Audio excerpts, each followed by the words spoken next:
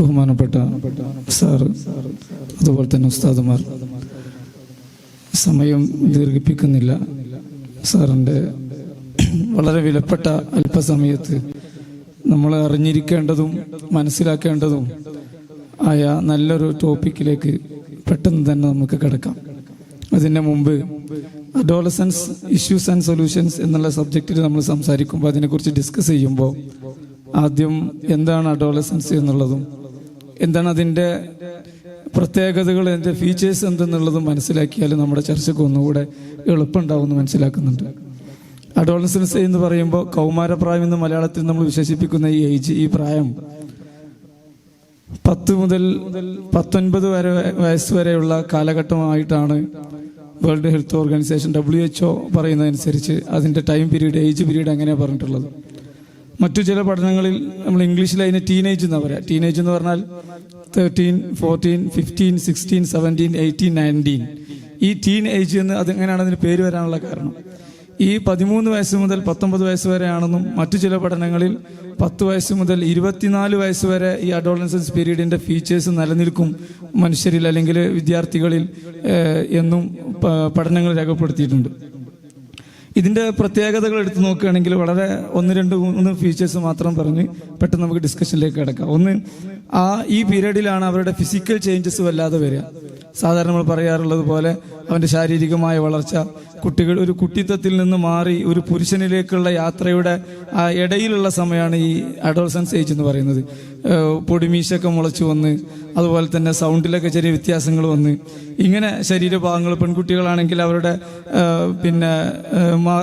സ്ഥലങ്ങളൊക്കെ വലുതായി വരുന്നൊരവസ്ഥ, മുടികൾ വല്ലാതെ വളരുന്ന അവസ്ഥ, ഇങ്ങനെ ഒരു കുട്ടിയിൽ നിന്നും ഒരു പുരുഷനിലേക്ക് അല്ലെങ്കിൽ ചെറിയ കുട്ടികളിൽ നിന്ന് ഒരു സ്ത്രീയിലേക്കുള്ള സ്ത്രീ പുരുഷ വിദ്യാർത്ഥി മക്കളുടെ വളർച്ചയാണ് യഥാർത്ഥ അഡോളസൻസ് എന്ന് പറയുന്നത്. ഈ ഫിസിക്കൽ ഏജ് ഉണ്ടാകുമ്പോൾ തന്നെ, അതിൻ്റെ ചേഞ്ചസ് ഉണ്ടാകുമ്പോൾ തന്നെ അവരുടെ ശരീരത്തിലുള്ള ഹോർമോണൽ ഡിസോർഡർ ആദ്യമായി ഉണ്ടാകും. ഹോർമോൺ ഓർഡറായി നിൽക്കുന്ന സമയത്താണ് നമ്മുടെ പെരുമാറ്റങ്ങളെ നിയന്ത്രിക്കുന്ന ഹോർമോൺസാണ്.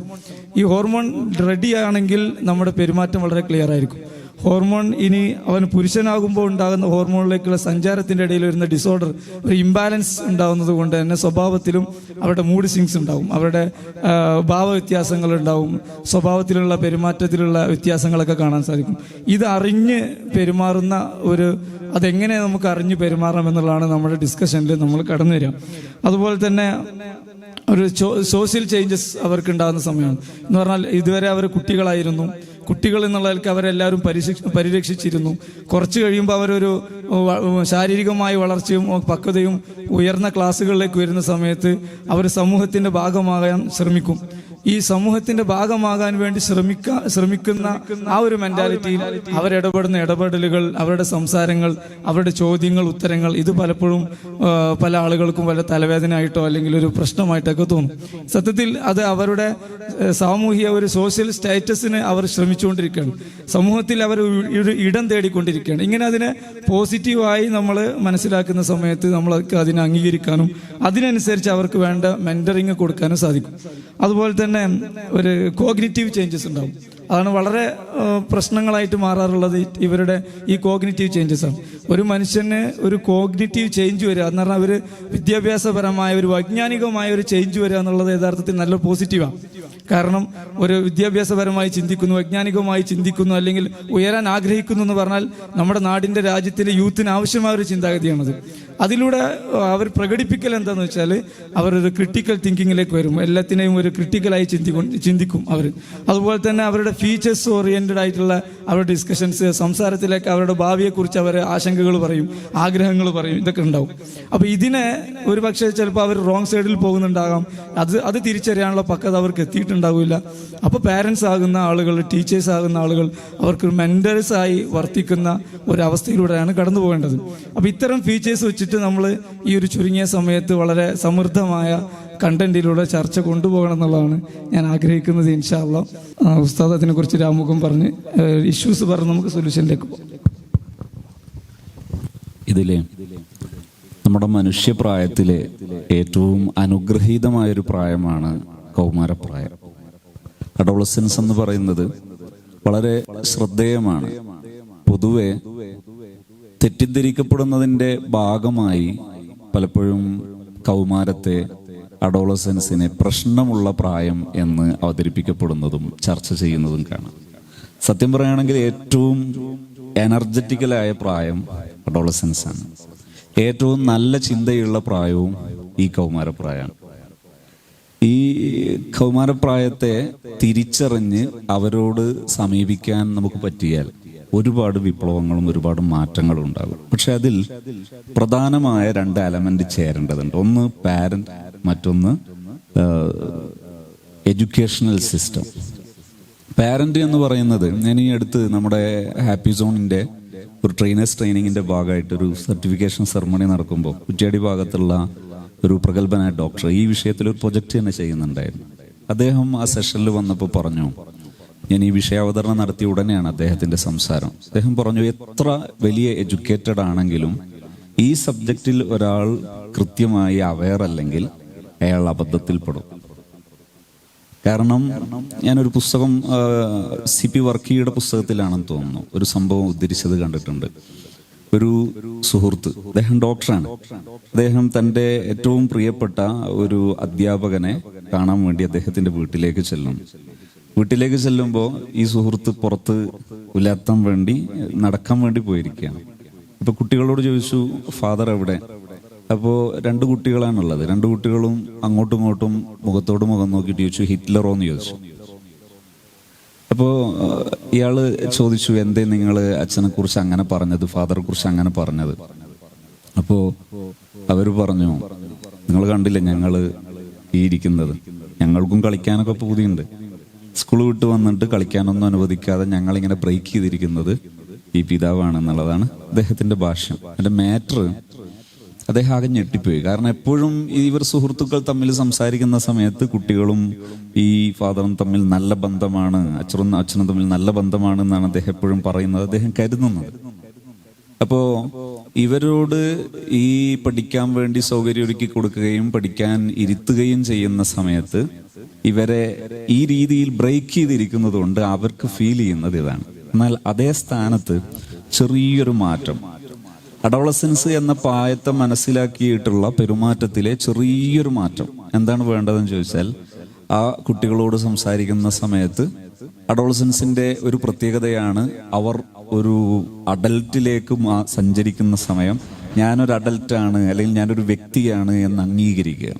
അതിന്റെ ഭാഗമായിട്ട് എടാ ഇരുന്ന് പഠിക്കൂ എന്ന് പറയുന്നതിന് പകരം മോനെ ഇരിക്ക്, നിനക്ക് ഇതാ സ്കൂളിൽ പഠിക്കാനുണ്ട്, അതുപോലെ കളിക്കാനും അവസരമുണ്ട്, എത്ര സമയം പഠിക്കും, എത്ര സമയം കളിക്കും, പഠിക്കാനുള്ളത് ഏത് സമയത്താണ് പഠിക്കുന്നത് എന്ന് ചർച്ച ചെയ്ത് ഒന്ന് സംസാരിച്ചിട്ട് അസൈൻ ചെയ്ത് കൊടുക്കുകയാണെങ്കിൽ അവൻ ഉദ്ദേശിക്കുന്നതിനേക്കാളും കൂടുതൽ ഈ ഫാദറെ മൈൻഡ് ചെയ്യാനും കൂടി പഠിക്കും. എന്നാൽ അവിടെ നമ്മൾ ഇച്ചിരി ഒന്ന് വിട്ടുപോകുന്ന സമയത്ത് പിന്നീട് ഇവർ അനുഭവിക്കുന്ന ഒരു പ്രയാസമുണ്ട്. അവർ അംഗീകരിക്കപ്പെട്ടിട്ടില്ലെങ്കിൽ അവർക്ക് എല്ലാറ്റിനോടും പ്രതിഷേധം ഉണ്ടാവും, എല്ലാ വിഷയങ്ങളോടും പ്രതിഷേധം ഉണ്ടാവും. അപ്പോൾ ചുരുക്കി പറഞ്ഞാൽ അദ്ദേഹം ഡോക്ടർ അന്ന് പറഞ്ഞതിൻ്റെ ഒരു ചുരുക്കമാണ്, എത്ര എഡ്യൂക്കേറ്റഡ് ആയാൽ പോലും പാരന്റിങ് എന്ന് പറയുന്ന ഒരു സൈഡ് അറിയില്ലെങ്കിൽ ഒരുപാട് മിസ്റ്റേക്കുകൾ സംഭവിക്കും. തിരുവനന്തപുരം ഒരു മെഡിക്കൽ കോളേജിലെ ഒരറിയപ്പെട്ട ന്യൂറോളജിസ്റ്റ്, അവരുടെ മകന് ഇഷ്ടം സിവിൽ ഫീൽഡാണ്, എൻ്റെ ഓർമ്മ ശരിയാണെങ്കിൽ. അപ്പോൾ അവർക്ക് നിർബന്ധം, 2 പേരും ന്യൂറോളജിസ്റ്റാണ്, ഈ 2 ഡോക്ടറും, അതായത് ഫാദറും മദറും. അപ്പൊ അവര് നിർബന്ധിച്ചു ഇതെന്നെ എടുക്കണം. അപ്പോൾ അദ്ദേഹം എടുത്തു. പിന്നെ അത് കഴിഞ്ഞിട്ട് അദ്ദേഹം കരുതി എന്നാൽ മെഡിക്കൽ ഡോക്ടർ ആയതിനു ശേഷം പിന്നീടെങ്കിലും അദ്ദേഹം ഉദ്ദേശിച്ചത് പഠിക്കാമെന്ന്. അതും ഇവർ സമ്മതിച്ചില്ല. അങ്ങനെ നിർബന്ധപൂർവം അവർ ന്യൂറോളജിസ്റ്റ് സ്പെഷ്യലൈസ് ചെയ്തു. ആ റിസൾട്ട് വന്ന അന്ന് ഈ കുട്ടി, ഈ മകൻ ആത്മഹത്യ ചെയ്തു. ആത്മഹത്യക്കുറിപ്പിന്റെ രഹസ്യം ചുരുക്കം ഇതായിരുന്നു, നിങ്ങൾക്ക് ആവശ്യം ന്യൂറോളജിസ്റ്റിനെയാണ്, അതിവിടെ കിട്ടിയിരിക്കുന്നു, അതുകൊണ്ട് ഇനി എനിക്കിവിടെ സ്ഥാനമില്ല, ഞാൻ സ്ഥാനമൊഴിയാണ്. അപ്പോൾ ഒരു മനുഷ്യനെ അംഗീകരിക്കുക എന്ന് പറയുന്ന ചെറിയ ഒരു സമീപന രീതി ഉണ്ടാകുമ്പോൾ തന്നെ വലിയ മാറ്റം വരും. പക്ഷെ പ്രായമറിഞ്ഞവരോട് പെരുമാറാൻ അറിഞ്ഞാൽ മതിയാകും എന്നുള്ളതാണ് ഇതിൽ മനസ്സിലാക്കുന്നത്. അപ്പോൾ അഡോളസൻസ് എന്ന് പറയുന്നത് പൊതുവെ ഏറ്റവും നല്ല പ്രായം, ഏറ്റവും അനുഗ്രഹീതമായ പ്രായം. പക്ഷെ അവരെ മനസ്സിലാക്കാനും ഉൾക്കൊള്ളാനും അവരോട് ഡീൽ ചെയ്യേണ്ട രീതികളൊന്ന് മനസ്സിലാക്കാനും പറ്റിയാൽ ഏറെ മാറ്റങ്ങളുണ്ടാകും. ഈ അടുത്ത് മലപ്പുറം ജില്ലയിൽ നിന്ന് ഒരു വിദ്യാർത്ഥിയെ, ഹയർ സെക്കൻഡറി സ്കൂൾ ലെവലിൽ പഠിച്ചുകൊണ്ടിരിക്കുന്ന ഒരു വിദ്യാർത്ഥിയെ ഒരു ദിവസം നമ്മളെടുത്തൊരു രക്ഷിതാവ് കൊണ്ടുവന്നു. ആ വിദ്യാർത്ഥി ആകെ സമനില തെറ്റിയിരിക്കുകയാണ്. എന്താ വിഷയം എന്ന് വെച്ചാൽ, ഇപ്പോൾ സ്കൂളിൽ സമീപകാലത്ത് ഈ തല്ലുമാലയുമായി ബന്ധപ്പെട്ട ആ ഒരു പശ്ചാത്തലം നിലനിൽക്കുന്നത് കൊണ്ട് തന്നെ നിസ്സാര വിഷയങ്ങൾക്ക് തല്ലുക എന്ന ഒരു ട്രെൻഡ് കിടക്കുന്നുണ്ടായിരുന്നു. അങ്ങനെ ഒരു തല്ല് നടന്നപ്പോൾ അത് ഇഷ്യൂ ആയി, വലിയൊരു അപകടം നടന്നു. ആ അപകടത്തിന്റെ ഭാഗമായിട്ട് ഈ കുട്ടി, അതിൽ മെയിൻ പ്രതിയായ കുട്ടികളൊക്കെ ഓടി രക്ഷപ്പെട്ടു. ഈ കുട്ടി നിയമപാലകരുടെ കയ്യിൽപ്പെട്ടു. അങ്ങനെ അത് കേസായി, വിഷയമായി. ഈ കുട്ടിക്ക് അങ്ങനെ ഒരു ബാക്ക്ഗ്രൗണ്ട് ഇല്ല, ഫാമിലിക്കും അങ്ങനെ ഒരു ബാക്ക്ഗ്രൗണ്ട് ഇല്ല. ഈ കുട്ടിക്ക് അത് ഉൾക്കൊള്ളാനേ പറ്റുന്നില്ല.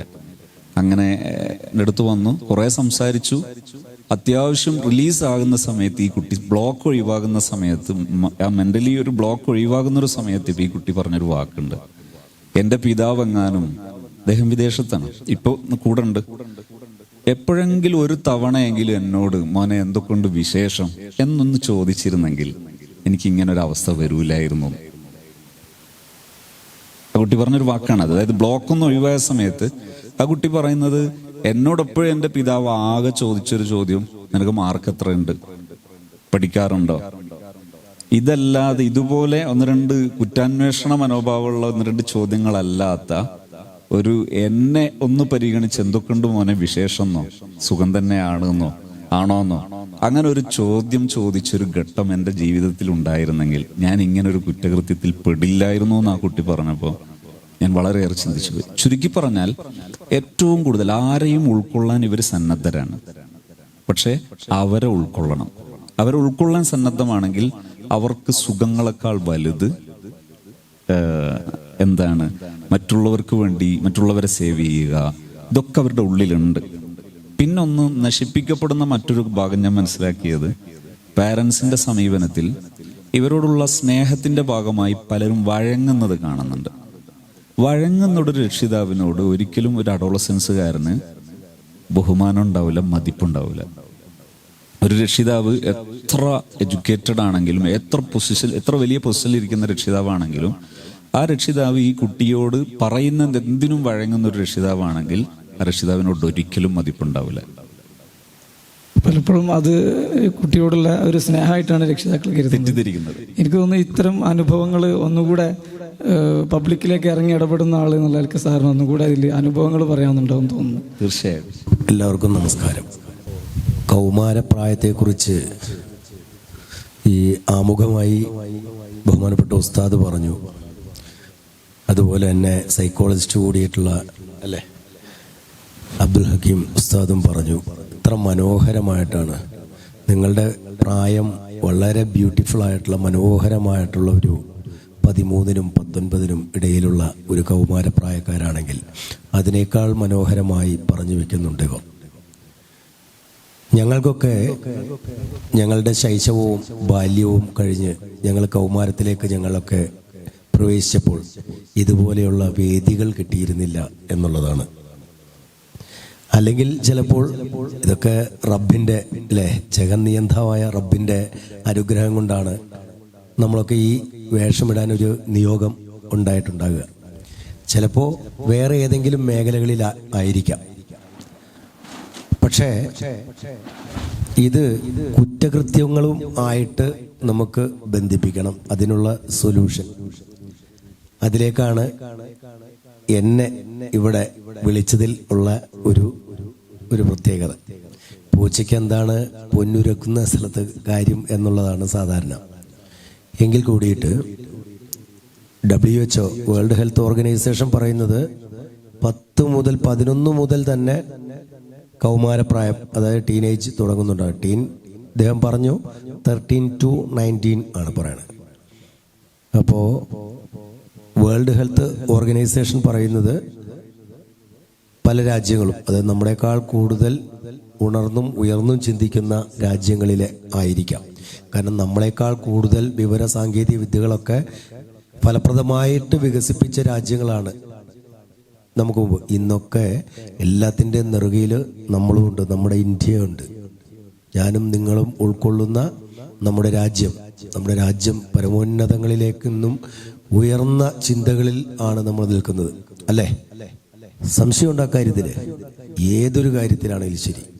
ചില കാര്യത്തിൽ ഞാൻ കഴിഞ്ഞ ദിവസം ജെല്ലിപ്പാറ മൗണ്ട് കാർമൽ HSൽ സ്പോർട്സ് ഡേ ഉദ്ഘാടനം ചെയ്യാൻ വേണ്ടി പോയപ്പോൾ സിസ്റ്റേഴ്സിന് മുമ്പിൽ വെച്ച് പറയണ്ടായി, സ്വാതന്ത്ര്യാനന്തര ഭാരതത്തില് മുട്ടുസൂചി വരെ ഉണ്ടാക്കാൻ കഴിയാതിരുന്ന നമ്മൾ ഇന്ന് ബഹിരാകാശത്ത് ഏറ്റവും നല്ല വിവര സാങ്കേതിക വിദ്യകളായിക്കോട്ടെ, എല്ലാം ആയിക്കോട്ടെ, അതിൽ ശാസ്ത്ര സാങ്കേതിക വിദ്യകളുടെ ഉയർന്ന തലങ്ങളിലാണ്. ഒരു 10 പേരെ എടുത്തു കഴിഞ്ഞാൽ ഒരു 3 പേരെങ്കിലും ഇന്ത്യക്കാരായിരിക്കും. ആ രീതിയിലേക്ക് നമ്മൾ ഉയർന്നിരിക്കുകയാണ്. പക്ഷേ സ്പോർട്സ് എന്ന തലങ്ങളിലേക്ക് നമ്മൾ ഉയർന്നിട്ടില്ല. വ്യക്തിഗത ഇനങ്ങളിൽ നമ്മൾ ഇപ്പോഴും നമ്മളായിട്ടില്ല. നമ്മൾക്ക് ഏതൊക്കെയാണ്? ക്രിക്കറ്റ്, ഹോക്കി പോലെയുള്ള കളികൾ, അല്ലെങ്കിൽ ഏഷ്യാഡിൽ മാത്രം ഉൾപ്പെടുന്ന നമ്മുടെ കബഡി അടക്കമുള്ളത്. ഒളിമ്പിക്സിലേക്ക് കിട്ടിയിട്ടില്ല. വേൾഡ് കപ്പ് ഉണ്ടോ കബഡിയുടെ? ഇല്ലല്ലോ. നമുക്ക് ഫുട്ബോൾ പോലെ ലോകത്തിന്റെ ഗതി നിർണയിക്കുന്ന കളികളിലൊന്നാണ്, ഒരു സംസ്കാരമാണ്, അല്ലേ? ഇന്നലകളിൽ ഒക്കെ നമ്മൾ അർജന്റീനയുടെ ഫാൻസ് ആയിരുന്നു. എന്തുകൊണ്ടോ ഇപ്പോൾ കുറച്ച് അർജന്റീനയിൽ നിന്നും കുറച്ച് അകലം പാലിച്ചു വരുന്നതായിട്ടും കാണുന്നുണ്ട്. കാലികമായിട്ടുള്ള പ്രസക്തി ഉൾക്കൊള്ളിച്ചുകൊണ്ട് ഞാൻ സംസാരിക്കുന്നേ ഉള്ളൂ. അപ്പൊ നമുക്ക് മറക്കാൻ പറ്റില്ല, മെസ്സിയെ മറക്കാൻ പറ്റില്ല, റൊണാൾഡോനെ മറക്കാൻ പറ്റില്ല, അല്ലേ?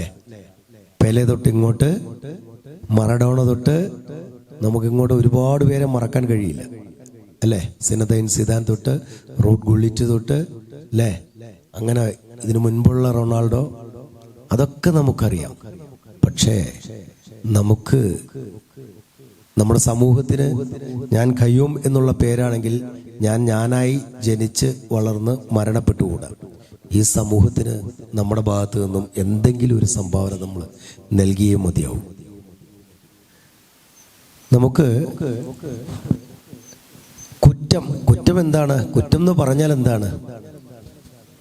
സമൂഹത്തിന്റെ നിയമാവലിക്ക് എതിരായിട്ട് നമ്മൾ പ്രവർത്തിക്കുമ്പോൾ അത് കുറ്റമായി മാറും, അല്ലേ? അപ്പൊ ആ കുറ്റം തെളിയിക്കാനും ആ കുറ്റത്തിന് ശിക്ഷ ഉറപ്പിക്കുന്നതിനും വേണ്ടി ഇടയിൽ വർത്തിക്കുന്ന കാവലാളാണ്, നീതിയുടെയും നിയമത്തിന്റെയും ഇടയിലുള്ള ഒരു ഏജൻസിയാണ് കാവലാളാണ് ഈ കാക്കിധാരികൾ, അല്ലേ? കുറ്റസ്ഥാപനം എന്ന് പറയും, അല്ലേ?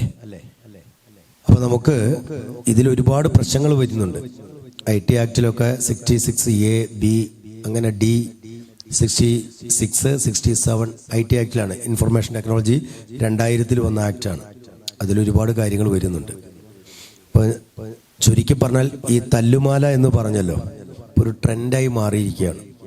എല്ലാ സ്കൂളുകളിലും, എല്ലാ കലാലയങ്ങളിലും, ഏതൊക്കെ അക്കാഡമിക് ആയിട്ടുള്ള ഇനിയിപ്പോൾ അത് പ്രൊഫഷണൽ വിദ്യാഭ്യാസ സ്ഥാപനങ്ങളായിക്കോട്ടെ, സാധാരണ LP സ്കൂൾ തൊട്ട് തുടങ്ങും. അത് ഗ്യാങ് ആയിട്ടാണ്, ഓർഗനൈസ്ഡ് ആയിട്ടുള്ള ഒരു ക്രൈംസ് ആണത്.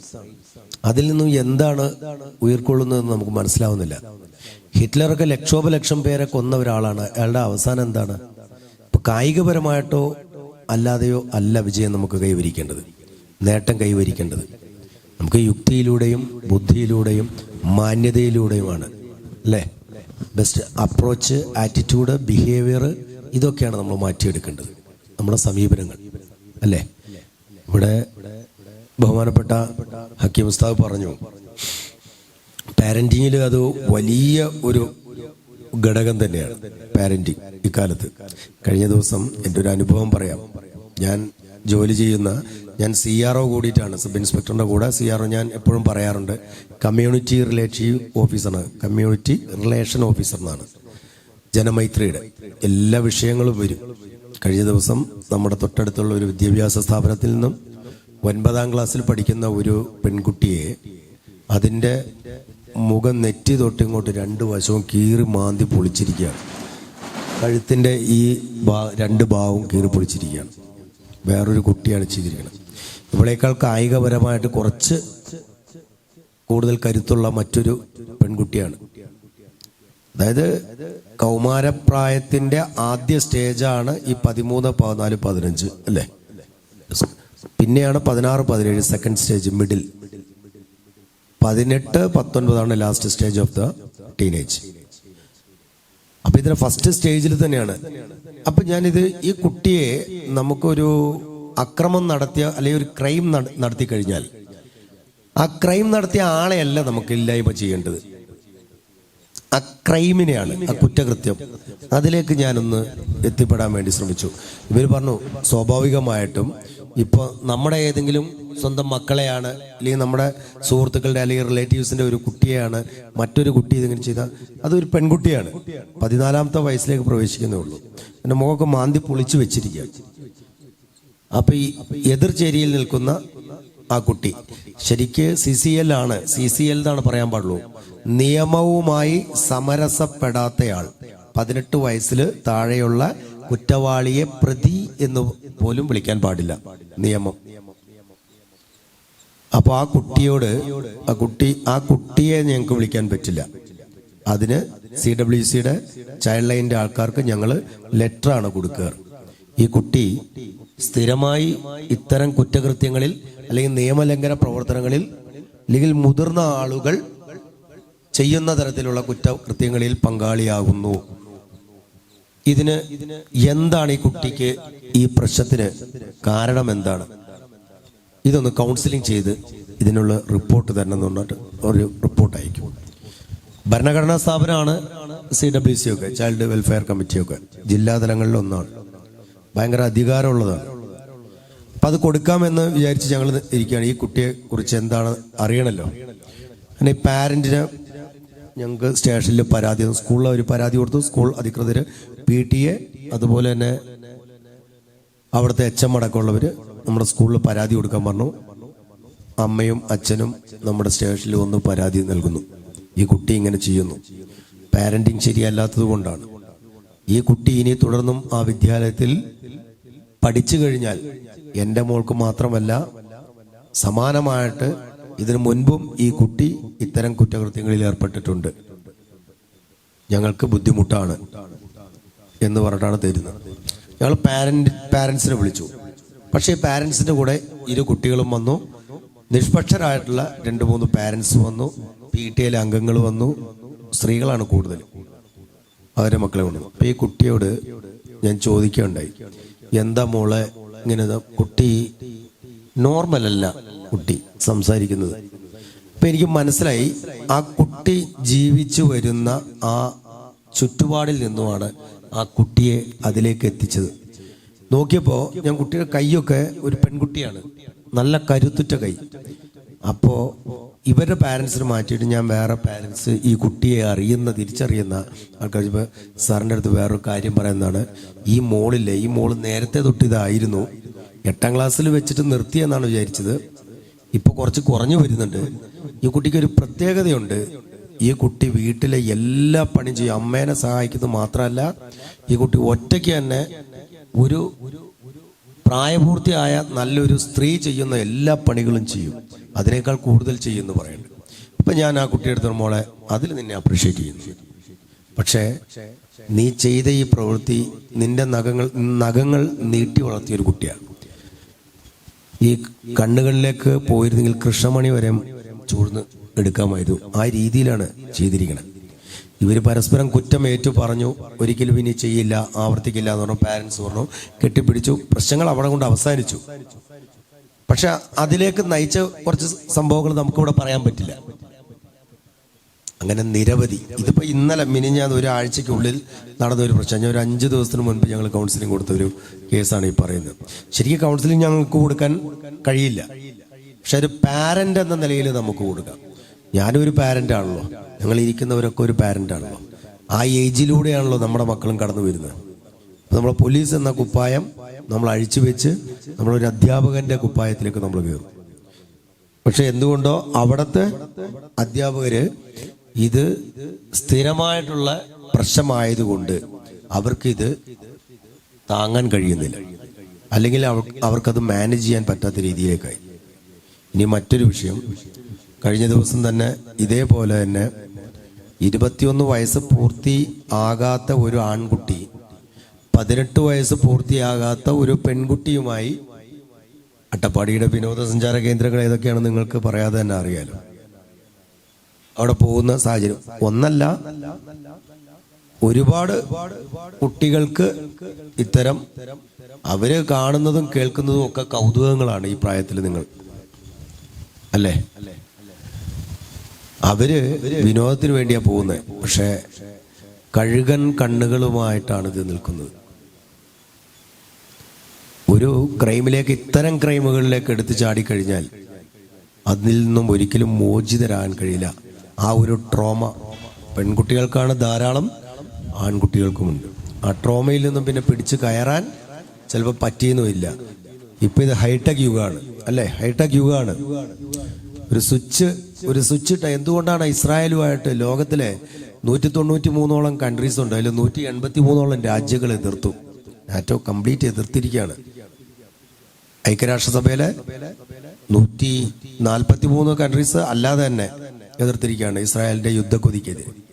വളരെ 10 രാജ്യങ്ങളാണ് അനുകൂലിച്ചിട്ടുള്ളൂ. പക്ഷെ എന്താ പിന്നെ എല്ലാവർക്കും കയറി അടിച്ചുകൂടെ? ഇസ്രായേലിനെ തകർത്തൂടെ? എന്തുകൊണ്ടാണ്? അവരുടെ ഒരു കയ്യിൽ റിമോട്ടാണ്. ആണവ ആയുധങ്ങളാണ്, ആണവായുധങ്ങൾ. ഒന്ന് തെക്കോട്ടും ഒന്ന് കിഴക്കോട്ടും ഒന്ന് പടിഞ്ഞാട്ടും ഒന്ന് വടക്കോട്ടും വിട്ടാൽ തീർന്നു, ലോകം തീർന്നു, ചുട്ടു ചാമ്പലായി തീർന്നു. ഹിരോഷിമയിലും നാഗസാക്കിയിലും ഒക്കെ എന്താണ് ഉണ്ടായത്? അപ്പൊ നമ്മൾ വിവര സാങ്കേതിക വിദ്യകൾ അത്ര കണ്ട് നമ്മൾ ഉയർന്ന തലങ്ങളിലേക്ക് വന്നെങ്കിലും യുഗാന്തരങ്ങളായി നമുക്കുള്ള കോപം, താപം അല്ലെ? ഭക്ഷണത്തിന് ഭക്ഷണം തന്നെ വേണ്ടേ? വെള്ളത്തിന് കുടിക്കാൻ ദാഹിക്കുമ്പോൾ അത് തന്നെ വേണ്ടേ?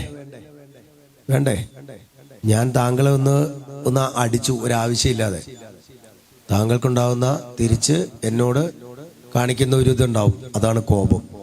ദേഷ്യപ്പെടും. അതിനൊന്നും ഇതുവരെ യുഗാന്തരങ്ങളായിട്ട് മാറ്റം വന്നിട്ടില്ല. നമ്മുടെ വസ്ത്രധാരണങ്ങളിൽ, ഭക്ഷണ രീതികളിൽ, പാർപ്പിടങ്ങളിൽ, മറ്റു പലതിലും മാറ്റങ്ങൾ സംഭവിച്ചു. പക്ഷെ ഇങ്ങനെയുള്ള കാര്യങ്ങളിൽ മാറ്റം സംഭവിച്ചിട്ടില്ല അല്ലേ?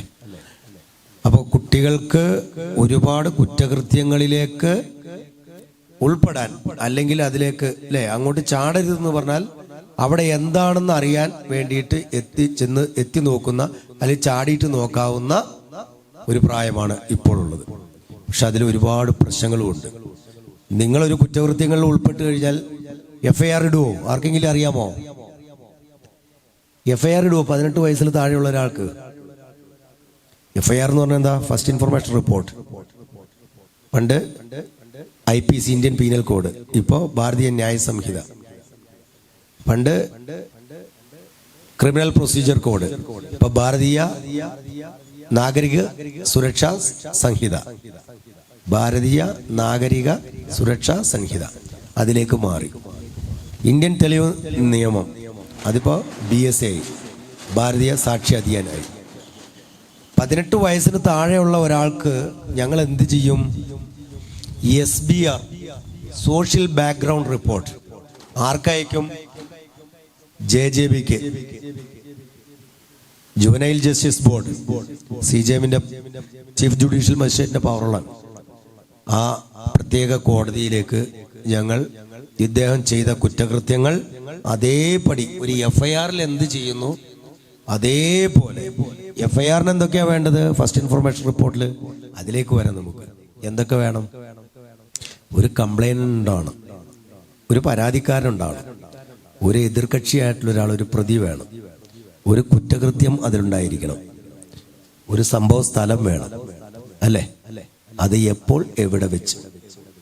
5 ക്വസ്റ്റ്യൻസിന് ആൻസർ ആയാൽ ഒരു FIR ആയി. ആ പറയപ്പെടുന്ന എല്ലാ സംഭവങ്ങളും ഈ സോഷ്യൽ ബാക്ക്ഗ്രൗണ്ട് റിപ്പോർട്ടിൽ ഞങ്ങൾ തയ്യാറാക്കും. പോലീസ് തയ്യാറാക്കി. അടിക്കില്ല, മിരട്ടില്ല, നിങ്ങളെ വിളിച്ച് വഷളാക്കില്ല, ആക്ഷേപഹാസ്യം ചൊരിയില്ല, ഒന്നും ചെയ്യില്ല. പക്ഷെ നിങ്ങളുടെ ഭാവി പോയി. നിങ്ങൾ ചെയ്ത പോണോഗ്രാഫി ആയിക്കോട്ടെ, സൈബർ ബുള്ളിങ് ആയിക്കോട്ടെ, IT ആക്ടിന്റെ ഏതൊക്കെ സെക്ഷനുകളായിക്കോട്ടെ, അല്ലെങ്കിൽ സെക്ഷൽ ഒഫൻസ് ആയിക്കോട്ടെ, അല്ലെങ്കിൽ ട്രാഫിക് ഒഫൻസസ് ആണ് ഏറ്റവും കൂടുതൽ അല്ലേ? നിങ്ങൾക്കറിയാമോ ട്രാഫിക് ഒഫൻസിലുള്ള ബുദ്ധിമുട്ടുകൾ? നമുക്കൊക്കെ ഏറ്റവും ആഗ്രഹം ജനിപ്പിക്കുന്ന ഒരു പ്രായമാണിത്. എല്ലാവർക്കും R15ഉം KTM ഡ്യൂക്കും ഒക്കെ ഓടിക്കാനുള്ള ആഗ്രഹമുണ്ട്. നിങ്ങൾ ഓടിക്കുകയും ചെയ്യും, മിടുക്കന്മാരാ. ഞങ്ങളുടെ കാലഘട്ടത്തിനേക്കാൾ ശുഷ്കാന്തിയും ഫലപ്രാപ്തിയും എല്ലാം ഉണ്ട് നിങ്ങൾക്ക്. അതിലൊന്നും നിങ്ങളെ ഞങ്ങൾ എതിരഭിപ്രായം ഞങ്ങൾക്കില്ല. പക്ഷെ നിയമത്തിന് അതീതരല്ല എന്നുള്ളൊരു സന്ദേശം ഉണ്ടാവും. നിങ്ങളിപ്പോൾ വാഹനം ഓടിച്ച് 18 വയസ്സിന് താഴെയുള്ളവർ വാഹനം ഓടിച്ച് പിടിക്കപ്പെട്ട് കഴിഞ്ഞാൽ എന്ത് സംഭവിക്കും? ഒന്നും സംഭവിക്കില്ല. വാഹനം അവിടെ കൊണ്ടുപോകും, നിങ്ങൾ അപ്പം തന്നെ വിടും. ഫോട്ടോ എടുത്തിട്ടുണ്ടാവും വാഹനത്തിൻ്റെ. നിങ്ങളുടെ പാരൻസിനെ വിളിച്ചു, ഇത് 33,500 രൂപ, 32,500 രൂപ ഫൈൻ, FIR ഇടും, വാഹനം കോടതിയിൽ കൊടുക്കും. ഏറ്റവും മിനിമാണ്. ഒന്നിലധികം കുറ്റകൃത്യങ്ങളിൽ പെട്ടാലോ അതിനേക്കാൾ കഠിനമായിട്ടുള്ള കാര്യങ്ങളായിരിക്കും, ഒഫൻസ് ആയിരിക്കും. ശിക്ഷണ നടപടികളും അങ്ങനെയായിരിക്കും. ഇത് ചെറിയൊരു ഒഫൻസാണ് പറയുന്നത്. 18 വയസ്സിന് മുകളിലുള്ളവർക്ക് എന്താ, ലൈസൻസ് ഇല്ലെങ്കിൽ എന്താണ്, ഓടിച്ച ആൾക്ക് 5,000 റുപ്പീസ്. ആ വാഹനം കൊടുത്ത ഉടമയ്ക്ക് ആരാണ്? ഓണർ ഓഫ് ദ പ്രോപ്പർട്ടി ആരാണ്? ഓണർ ഓഫ് ദ വെഹിക്കിൾ ആരാണ്? ഈ പാരന്റ് ആയിക്കോട്ടെ, ഒരു തേർഡ് പാർട്ടി ആയിക്കോട്ടെ, അവർക്കും ഒരു 5,000. ഹെൽമെറ്റ് ഇട്ടില്ലേ, ഒരു 7965 എന്നുള്ളൊരു ഇതാണ് ഈ പോസ്റ്റ് മെഷീനിൽ വരുന്നത്. അതിനെന്ത് കൊടുക്കും? ഒരു 500 റുപ്പീസ്. പുറകിലിരുന്ന ആൾക്കും കോപ്പില്യനും അത് തന്നെ കൊടുക്കാം നമുക്ക്. നിങ്ങൾ ആ at the time of checking നമ്മളൊന്നും ഇപ്പോൾ പറയുന്നില്ല. ഇപ്പോഴത്തെ സാന്ദർഭികമായിട്ട് ഇപ്പോൾ പോലീസ് ഭയങ്കരമായിട്ടുള്ള പ്രശ്നങ്ങൾ ഉണ്ടാക്കുകയാണെന്നാണല്ലോ നമ്മൾ പത്രമാധ്യമങ്ങളും ദൃശ്യമാധ്യമങ്ങളും അതുപോലെ തന്നെ സോഷ്യൽ മീഡിയകളൊക്കെ. നമ്മളൊന്നും മനസ്സിലാക്കണം, ഒരു ദിവസം ഈ പറയപ്പെടുന്ന പോലീസ് സംവിധാനം നമുക്കില്ല എങ്കിൽ ഈ രാജ്യത്ത് എന്തൊക്കെ, ഈ സംസ്ഥാനത്ത് എന്തൊക്കെ സംഭവിക്കുമെന്ന് നിങ്ങൾ ചിന്തിച്ചിട്ടുണ്ടോ? നമുക്ക് സ്വാതന്ത്ര്യമാണ്. പാരതന്ത്ര്യം മാരികൾക്ക് മൃതിയേക്കാൾ ഭയാനകമെന്നാണ്. സ്വാതന്ത്ര്യമില്ലായ്മ മരണത്തെക്കാൾ ഭയാനകമാണെന്നാണ് കുമാരനാശാൻ. ഈ പോലീസ് സംവിധാനം ഉള്ളത് കൊണ്ടാണ് ഞാൻ മഹത്വവൽക്കരിക്കുന്നതല്ല.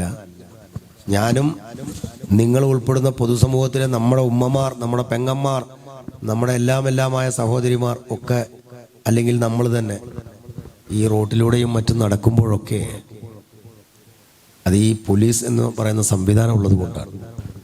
ഇനിയും കൂടുതൽ സംസാരിക്കാം. ഒരു ഇരിക്കും കൊമ്പ് മുറിക്കുന്നത് പോലെയാണ് നിയമ സംവിധാനത്തെയും നിയമപാലകരെയും ഇകഴ്ത്തുന്നതും നിഷ്പ്രഭമാക്കുന്നതും. അവരെപ്പോഴും ശക്തിപ്പെടുത്താനാണ് പൊതുവെ മീഡിയകളൊക്കെ ശ്രമിക്കേണ്ടത്. പ്രത്യേകിച്ച് ഈ ഏജിനെ കുറിച്ച് പറഞ്ഞപ്പോഴേ അതിലുള്ള അവരുടെ ഫീച്ചേഴ്സിൽ പറയുന്നുണ്ട്, അവർ എപ്പോഴും ഒരു ഫ്രീഡം സീക്ക് ചെയ്യുന്നൊരു സ്വഭാവം ഉണ്ടാവും. എപ്പോഴും ഒരു സ്വാതന്ത്ര്യം ഒരു വേണമെന്നുള്ള ആഗ്രഹം ഉണ്ടാവും എന്നുള്ളത്. സാധാരണ പറയുന്ന പോലെ സാറ് പറഞ്ഞതുപോലെ ഈ ഒരു നിയമം എന്ന് പറയുന്നത് നമ്മൾ ഭരിക്കാനുള്ളതല്ല, നമ്മുടെ ഒരു പ്രൊട്ടക്ഷനുള്ളതാണ് എന്നുള്ളത് തിരിച്ചറിയേണ്ട ഒരു സമയം കൂടിയാണത്. ചില അവയർനെസ്സുകൾ അനിവാര്യതയാണ്. അതായത് ഈ നിയമങ്ങളെക്കുറിച്ച് എപ്പോഴും ബലം പിടിച്ച് നടപ്പിലാക്കുന്നതിന് പകരം എഡ്യൂക്കേറ്റ് ചെയ്യുന്നൊരു സ്വഭാവം ഈ എഡ്യൂക്കേഷണൽ എലമെന്റ്സിൽ വരണം, നമ്മുടെ വിദ്യാഭ്യാസ സംവിധാനത്തിൽ. അത് ശരിക്കും പറഞ്ഞു കഴിഞ്ഞാൽ നമ്മുടെ വിദ്യാഭ്യാസ സമ്പ്രദായത്തിൽ ഈ എഡ്യൂക്കേഷന് മാത്രം എക്സ്ട്രാ കരിക്കുലർ ആക്ടിവിറ്റീസ് ഇതിൽ ഉൾപ്പെടുത്തണം. തീർച്ചയായിട്ടും നിയമ അവബോധം ഉണ്ടാക്കണം. അതുപോലെ മറ്റൊന്നാണ് സാർ ഇവിടെ പ്രയോഗിച്ചതിലുള്ള ഈ വിദ്യാഭ്യാസ സംവിധാനത്തിൽ ഇപ്പം നിലവിലില്ലാത്തതാണ്, പക്ഷെ അനിവാര്യമായ ഒന്നാണ്. പാരൻസിനെയും കൂടി ഈ വിദ്യാഭ്യാസ സംവിധാനത്തിൽ ഉൾപ്പെടുത്താൻ കഴിയണം. എന്ന് പറഞ്ഞാൽ കൃത്യമായൊരു ധാരണ ഉണ്ടാക്കുകയും ആ ധാരണപ്പുറത്ത് അതിനുള്ള ഒരു വഴി ഉണ്ടാക്കുകയും ചെയ്താൽ, അതായത് ഇപ്പോൾ ഒരു 40 കുട്ടികൾ അല്ലെങ്കിൽ 30 കുട്ടികളുള്ള ഒരു ക്ലാസ് റൂം ആണെങ്കിൽ ആ ക്ലാസ് ടീച്ചർ ഈ 30 കുട്ടികളുടെ പാരൻസിനെ ഒരു 1, 2, 3 മാസത്തിനിടയിലായിട്ട് മീറ്റ് ചെയ്യണം. അങ്ങനെ മീറ്റ് ചെയ്ത് പാരൻസുമായിട്ട് കൃത്യമായി ധാരണ ഉണ്ടാക്കുകയും ഈ ധാരണയിലൂടെ ഓരോ കുട്ടിയുടെ പ്രശ്നങ്ങൾ മനസ്സിലാക്കുകയും ആ കുട്ടി നേരിടുന്ന ഒരു സംഘർഷം ഉണ്ടാവും. അപ്പൊ നേരത്തെ സാറ് പരാമർശിച്ച വലിയ ഒരു കുറ്റകൃത്യം ചെയ്ത, ആക്രമണം കാണിച്ച ഒരു കുട്ടിയുടെ കേസ് പറഞ്ഞില്ല. അത്തരം ഒരു കുട്ടിയെ കൃത്യമായി കുട്ടിയെ കേൾക്കുകയും കുട്ടിയെ വെന്റിലേറ്റ് ചെയ്യുകയും ചെയ്തിരുന്നെങ്കിൽ ഒരു പക്ഷേ ഈ ഒരു പ്രശ്നം ഉണ്ടാകുമായിരുന്നില്ല. എന്ന് പറഞ്ഞാൽ വലിയൊരു ആക്രമണം നടത്തിയ ഒരു കുട്ടിയുടെ പ്രശ്നം പറഞ്ഞല്ലോ, ആ കുട്ടിയെ കൃത്യമായി ഒന്ന് കേട്ടിരുന്നെങ്കിൽ കുട്ടി ഇങ്ങനെയൊക്കെ പ്രത്യക്ഷമായി ഒരുപാട് നന്മയിൽ ആയിരിക്കെ തന്നെ കുട്ടി ഒരുപാട് സംഘർഷം ഉള്ളിൽ അനുഭവിക്കുന്നുണ്ടാകും. ഞാനൊരു ചെറിയ സംഭവം പറയാം. ഒരു കുട്ടി പിന്നെ നന്നായി പഠിക്കും, നല്ല അച്ചടക്കമുള്ള പെൺകുട്ടിയാണ്. ഇപ്പോൾ അച്ഛൻ എപ്പോഴും വളരെ കണിശമാണെന്ന് പറഞ്ഞാൽ പരീക്ഷയിൽ 2 മാർക്ക് കുറഞ്ഞാൽ പോലും അതിന് ഭയങ്കര രൂക്ഷമായ സ്വഭാവത്തിൽ ഈ പിതാവ് പെരുമാറും. അങ്ങനെ കുട്ടി നന്നായി മെനക്കെടും, നന്നായി പഠിക്കും. പക്ഷെ ആ കുട്ടിയുടെ കിട്ടേണ്ട മാർക്കിനേക്കാൾ താഴെയാണ് എപ്പോഴും മാർക്ക് കിട്ടാറുള്ളത്. ആ കുട്ടിയുടെ ഉള്ള കഴിവിന് അനുസരിച്ചല്ല മാർക്ക് കിട്ടുന്നത്. അങ്ങനെ പിതാവ് മരിച്ചുപോയി. മരണപ്പെട്ടതിന് ശേഷം പിന്നെ സാമ്പത്തിക പ്രതിസന്ധിയൊക്കെ ആയി അവര് താമസം മാറേണ്ടി വന്നു. താമസം മാറിയപ്പോൾ പഠന സംവിധാനങ്ങളൊക്കെ ഒന്ന് അലങ്കോലപ്പെട്ടു. അവസാനം ഡിഗ്രി പഠിച്ചുകൊണ്ടിരിക്കുന്ന സമയത്ത് ഡിഗ്രി സെക്കൻഡ് ഇയറോ അങ്ങനെങ്ങാനോ ആകുമ്പോൾ ഈ കുട്ടിയുടെ ഒരു സെമസ്റ്റർ റിസൾട്ട് വരുന്നു. ആ റിസൾട്ടിൽ പരാജയപ്പെട്ട സമയം ഇവർക്ക് ആകെ മാനസിക സമനില തെറ്റി നിലവിട്ട് സംസാരിക്കുകയും ഒക്കെ ചെയ്യുമ്പോൾ ഇവരേറ്റവും കൂടുതൽ സംസാരിക്കുന്നത് എന്നോട് പൊറുക്കു വച്ച എന്ന് പറഞ്ഞിട്ടാണ് കരയുകയും പറയുകയും ചെയ്യുന്നത്. എന്ന് പറഞ്ഞാൽ അവർ ഈ നല്ല കാര്യങ്ങളിലൊക്കെ മുന്നോട്ട് പോകുമ്പോൾ ശാന്തതയോടെ നല്ല പഠനവും ഒക്കെ ആയിരിക്കെ തന്നെ അവരുടെ ഉള്ളിൽ അവരനുഭവിക്കുന്ന ഈ സംഘർഷം അവരെവിടെയെങ്കിലും അവരറിയാതെ, ചിലപ്പോൾ കോൺഷ്യസ്ലി ആയിക്കൊള്ളുന്നില്ല, അൺകോൺഷ്യസ്ലി ആയിരിക്കാം, അവരത് ചെയ്യും. അപ്പൊ ഇത് ഒരു ടീച്ചർ പാരന്റുമായി ബന്ധപ്പെടുന്ന ഒരു സ്വഭാവം ഒരു 2-3 മാസം വെച്ചിട്ട് അതിനിടയിൽ ഇൻഡിവിജ്വലായി മതി, സമയബന്ധിതമായി ബന്ധപ്പെട്ട് എല്ലാ കുട്ടികളൊന്നും ആവശ്യം ഉണ്ടാവില്ല. ഒരു 30 കുട്ടികൾ ഒരു ക്ലാസ് റൂം ആണെങ്കിൽ ഒരു 3, 4, 5, ഒരു 10 കുട്ടികളെയൊക്കെ ഒരു പക്ഷെ വെന്റിലേറ്റ് ചെയ്യാനൊക്കെ ആവശ്യം ഉണ്ടാവുള്ളൂ. പക്ഷെ ഇത്തരം ക്രൈം പശ്ചാത്തലം ഒഴിവാക്കാനും ആ കുട്ടികളെയും കൂടി രക്ഷപ്പെടുത്താനും കഴിയും. അവരെ വലിയ ഉന്നതങ്ങളിലേക്ക് എത്തിക്കാൻ വരെ സാധിക്കും വിദ്യാഭ്യാസ സംവിധാനത്തിൽ ഇത്തരം ഒരു ഇടപെടൽ ഉണ്ടായാൽ. മറ്റൊന്നാണ്, അതേസമയം തന്നെ പാരന്റും അവിടെ എഡ്യൂക്കേറ്റഡ് ആകുന്നു. അതിൽ കൃത്യമായി ഒരു വിഭാഗത്തിന് ട്രെയിനിങ് ലഭിക്കണം. ട്രെയിനിങ് ലഭിക്കുക എന്ന് പറഞ്ഞാൽ ഇതൊരു മൈന്യൂട്ട് ലെവലിലാണ് ഈ ഇടപെടൽ വരേണ്ടത്. എന്ന് പറഞ്ഞാൽ ട്രെയിനിങ് പലപ്പോഴും ഇപ്പോഴും പ്രോഗ്രാമുകൾ നടക്കാറുണ്ട്. ട്രെയിനിങ് പ്രോഗ്രാമുകൾ എന്ന് പറഞ്ഞാൽ വളരെ ഹാസ്യമായി അവതരിപ്പിച്ചാൽ ട്രെയിനിങ്, എല്ലാവരെയും ഒന്ന് ചിരിപ്പിച്ചാൽ ട്രെയിനിങ്, അങ്ങ് പറയുന്നത് ഇപ്പോഴും കാണുന്നുണ്ട്. സത്യത്തിൽ ട്രെയിനിങ് എന്ന് പറയുന്നത് എന്താ? ഇപ്പൊ ഒരു നീന്തൽ പരിശീലിപ്പിക്കുകയാണ്. എങ്ങനെയാ പരിശീലിപ്പിക്കുക? അങ്ങനെയാണ്. അതുപോലൊരു പാരന്റിനെ പരിശീലിപ്പിക്കുന്നു എന്ന് പറഞ്ഞാൽ ഒരു 3-4 മാസത്തിനിടയിലെ അവരുടെ ആക്ടിവിറ്റീസ്, അവരുടെ ഹോം സിറ്റുവേഷൻസ് അതെല്ലാം പരിഗണിച്ച് അതിൽ ഇടപെട്ട് അവർക്കൊരു സൊല്യൂഷൻ പ്രാക്ടിക്കലായി ഉണ്ടാക്കി കൊടുക്കുന്ന ഒരു സിറ്റുവേഷൻ വന്നാൽ സോഷ്യൽ മാറും. ഒരുപാട് വിപ്ലവങ്ങൾ ഉണ്ടാകും, ഒരുപാട് മാറ്റങ്ങൾ ഉണ്ടാകും. പിന്നെ നമ്മുടെ വിദ്യാർത്ഥികൾ തന്നെയും പരസ്പരം എഡ്യൂക്കേറ്റ് ചെയ്യും. ഉദാഹരണത്തിന് ഈ വിദ്യാർത്ഥികൾ മനസ്സിലാക്കുന്നത് കായികമായി മറ്റൊരു കുട്ടിയെ നേരിടൽ കഴിവാണ്. അത് കഴിവുകേടാണ്. ഏത് ഗുണ്ടയായിരിക്കുന്നവനും കഴിയുന്നവനാണ് കായികമായി നേരിടുക എന്നത്. ഒരു ആർട്ട് കൊണ്ട് നേരിടുക എന്നതാണ്, കലാപരമായി നേരിടുക എന്നതാണ് കഴിവ്. ആ ബോധ്യം വിദ്യാർത്ഥികളിലേക്ക് പകർന്നു നൽകിയാൽ വലിയ വിപ്ലവം കുട്ടികൾ തീർക്കും. ഈ വിദ്യാർത്ഥികൾക്ക് ചില അവയർനെസിന്റെ കുറവേ ഉള്ളൂ. അവയർനെസ് അവർക്ക് കൊടുത്താൽ ഒരുപക്ഷെ നമ്മളെക്കാൾ നാഷൻ വരാൻ, അധ്യാപകരെക്കാളും പാരന്റ്സിനെക്കാളും ശരിയായ ഭാവിയുടെ വാഗ്ദാനങ്ങളാണ് വരാൻ. അപ്പൊ അവർക്ക് ഈ ഒരു അവയർനെസ് കൂടെ കൊടുക്കാൻ പറ്റിയാൽ ഷുവർ.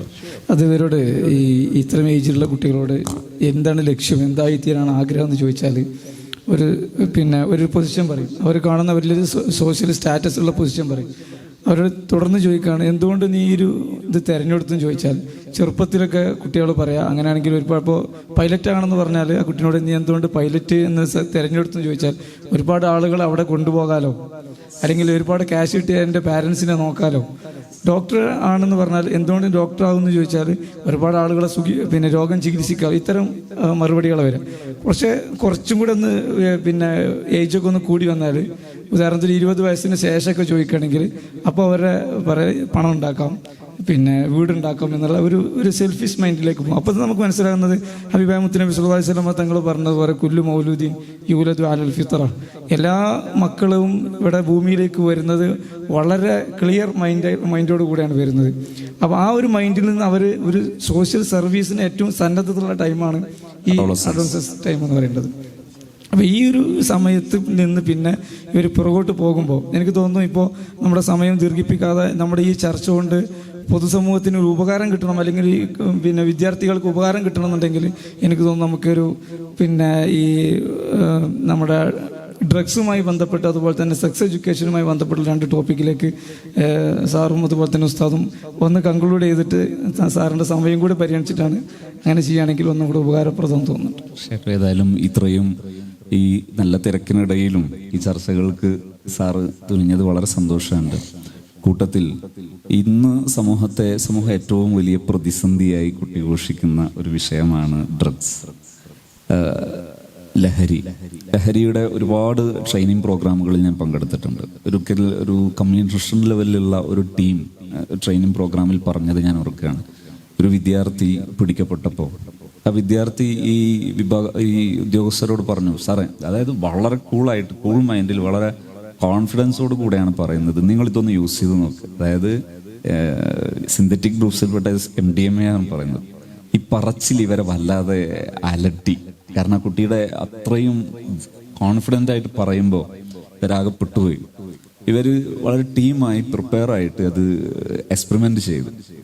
അപ്പോൾ അവർ പറയുന്നത് ഏകദേശം 18 മണിക്കൂർ വരെ ഒരാൾ, അതായത് 5 പേര് ഒന്നിച്ചു നിന്ന് എല്ലാ പ്രിക്കോഷൻസും എടുത്തിട്ട് ഇത് ചെയ്തപ്പോൾ ഇതിലൊരാൾ 18 മണിക്കൂർ വരെ അയാളുടെ ഇതിന്റെ ആ മൂർധന്യാവസ്ഥ കഴിഞ്ഞപ്പോൾ ഇത്രയും പ്രിക്കോഷൻസോട് കൂടെ ചെയ്തിട്ട് പോലും അദ്ദേഹത്തിന് പിന്നെ പിടിച്ചു നിൽക്കാൻ പറ്റുന്നില്ല. ഭാര്യയും ഇവരെയൊക്കെ കാണുമ്പോൾ വാവിട്ട് കരയുക, ഒരു ഉദ്യോഗസ്ഥൻ ഈ നിലയിൽ. അപ്പൊ അവർ പറയുന്നത്, ഒരു വിദ്യാർത്ഥി ഈ നിലയിലെത്തുമ്പോഴും നമ്മൾ ഇതൊരു വലിയ പ്രതിസന്ധിയായി കാണുമ്പോഴും അവിടെ ഒരു സൊല്യൂഷൻ ഉണ്ടായിരുന്നു. അതായത് എൻ്റെ ഒരു അനുഭവം കൂടെ അതിൻ്റെ കൂടെ ചേർത്ത് പറയുന്നത് നന്നാകും തോന്നുന്നു. ഒരിക്കൽ MDMA ഉപയോഗിച്ചതിന് ശേഷം സമനില വിട്ടുപോവുകയും, അതായത് ഇവർക്കൊരു പ്രശ്നം എന്താന്ന് പറഞ്ഞാൽ ഒരുപാട് വ്യത്യസ്തമായ ഡിസോർഡറുകൾ ഒരേ സമയം ഇവരിൽ ഉണ്ടാകും. അതായത് ഇപ്പം ഇവിടെ ഇങ്ങനെ നിൽക്കുകയാണെങ്കിൽ ഇവിടെ ഇവിടെ നമ്മളൊന്നും കാണാത്ത ആളെ കാണുക, പല ആക്ഷനുകൾ കാണുക, അങ്ങനെ കുറേ വിഷയങ്ങളൊക്കെ ഇവർക്കുണ്ടാകും. അപ്പം അതിനൊക്കെ അവർ റിയാക്ട് ചെയ്യും. നമുക്ക് മനസ്സിലാവില്ല ഇവരെന്താണ് ചെയ്യുന്നത്. ഇതൊരു ഡിസോർഡറാണ്.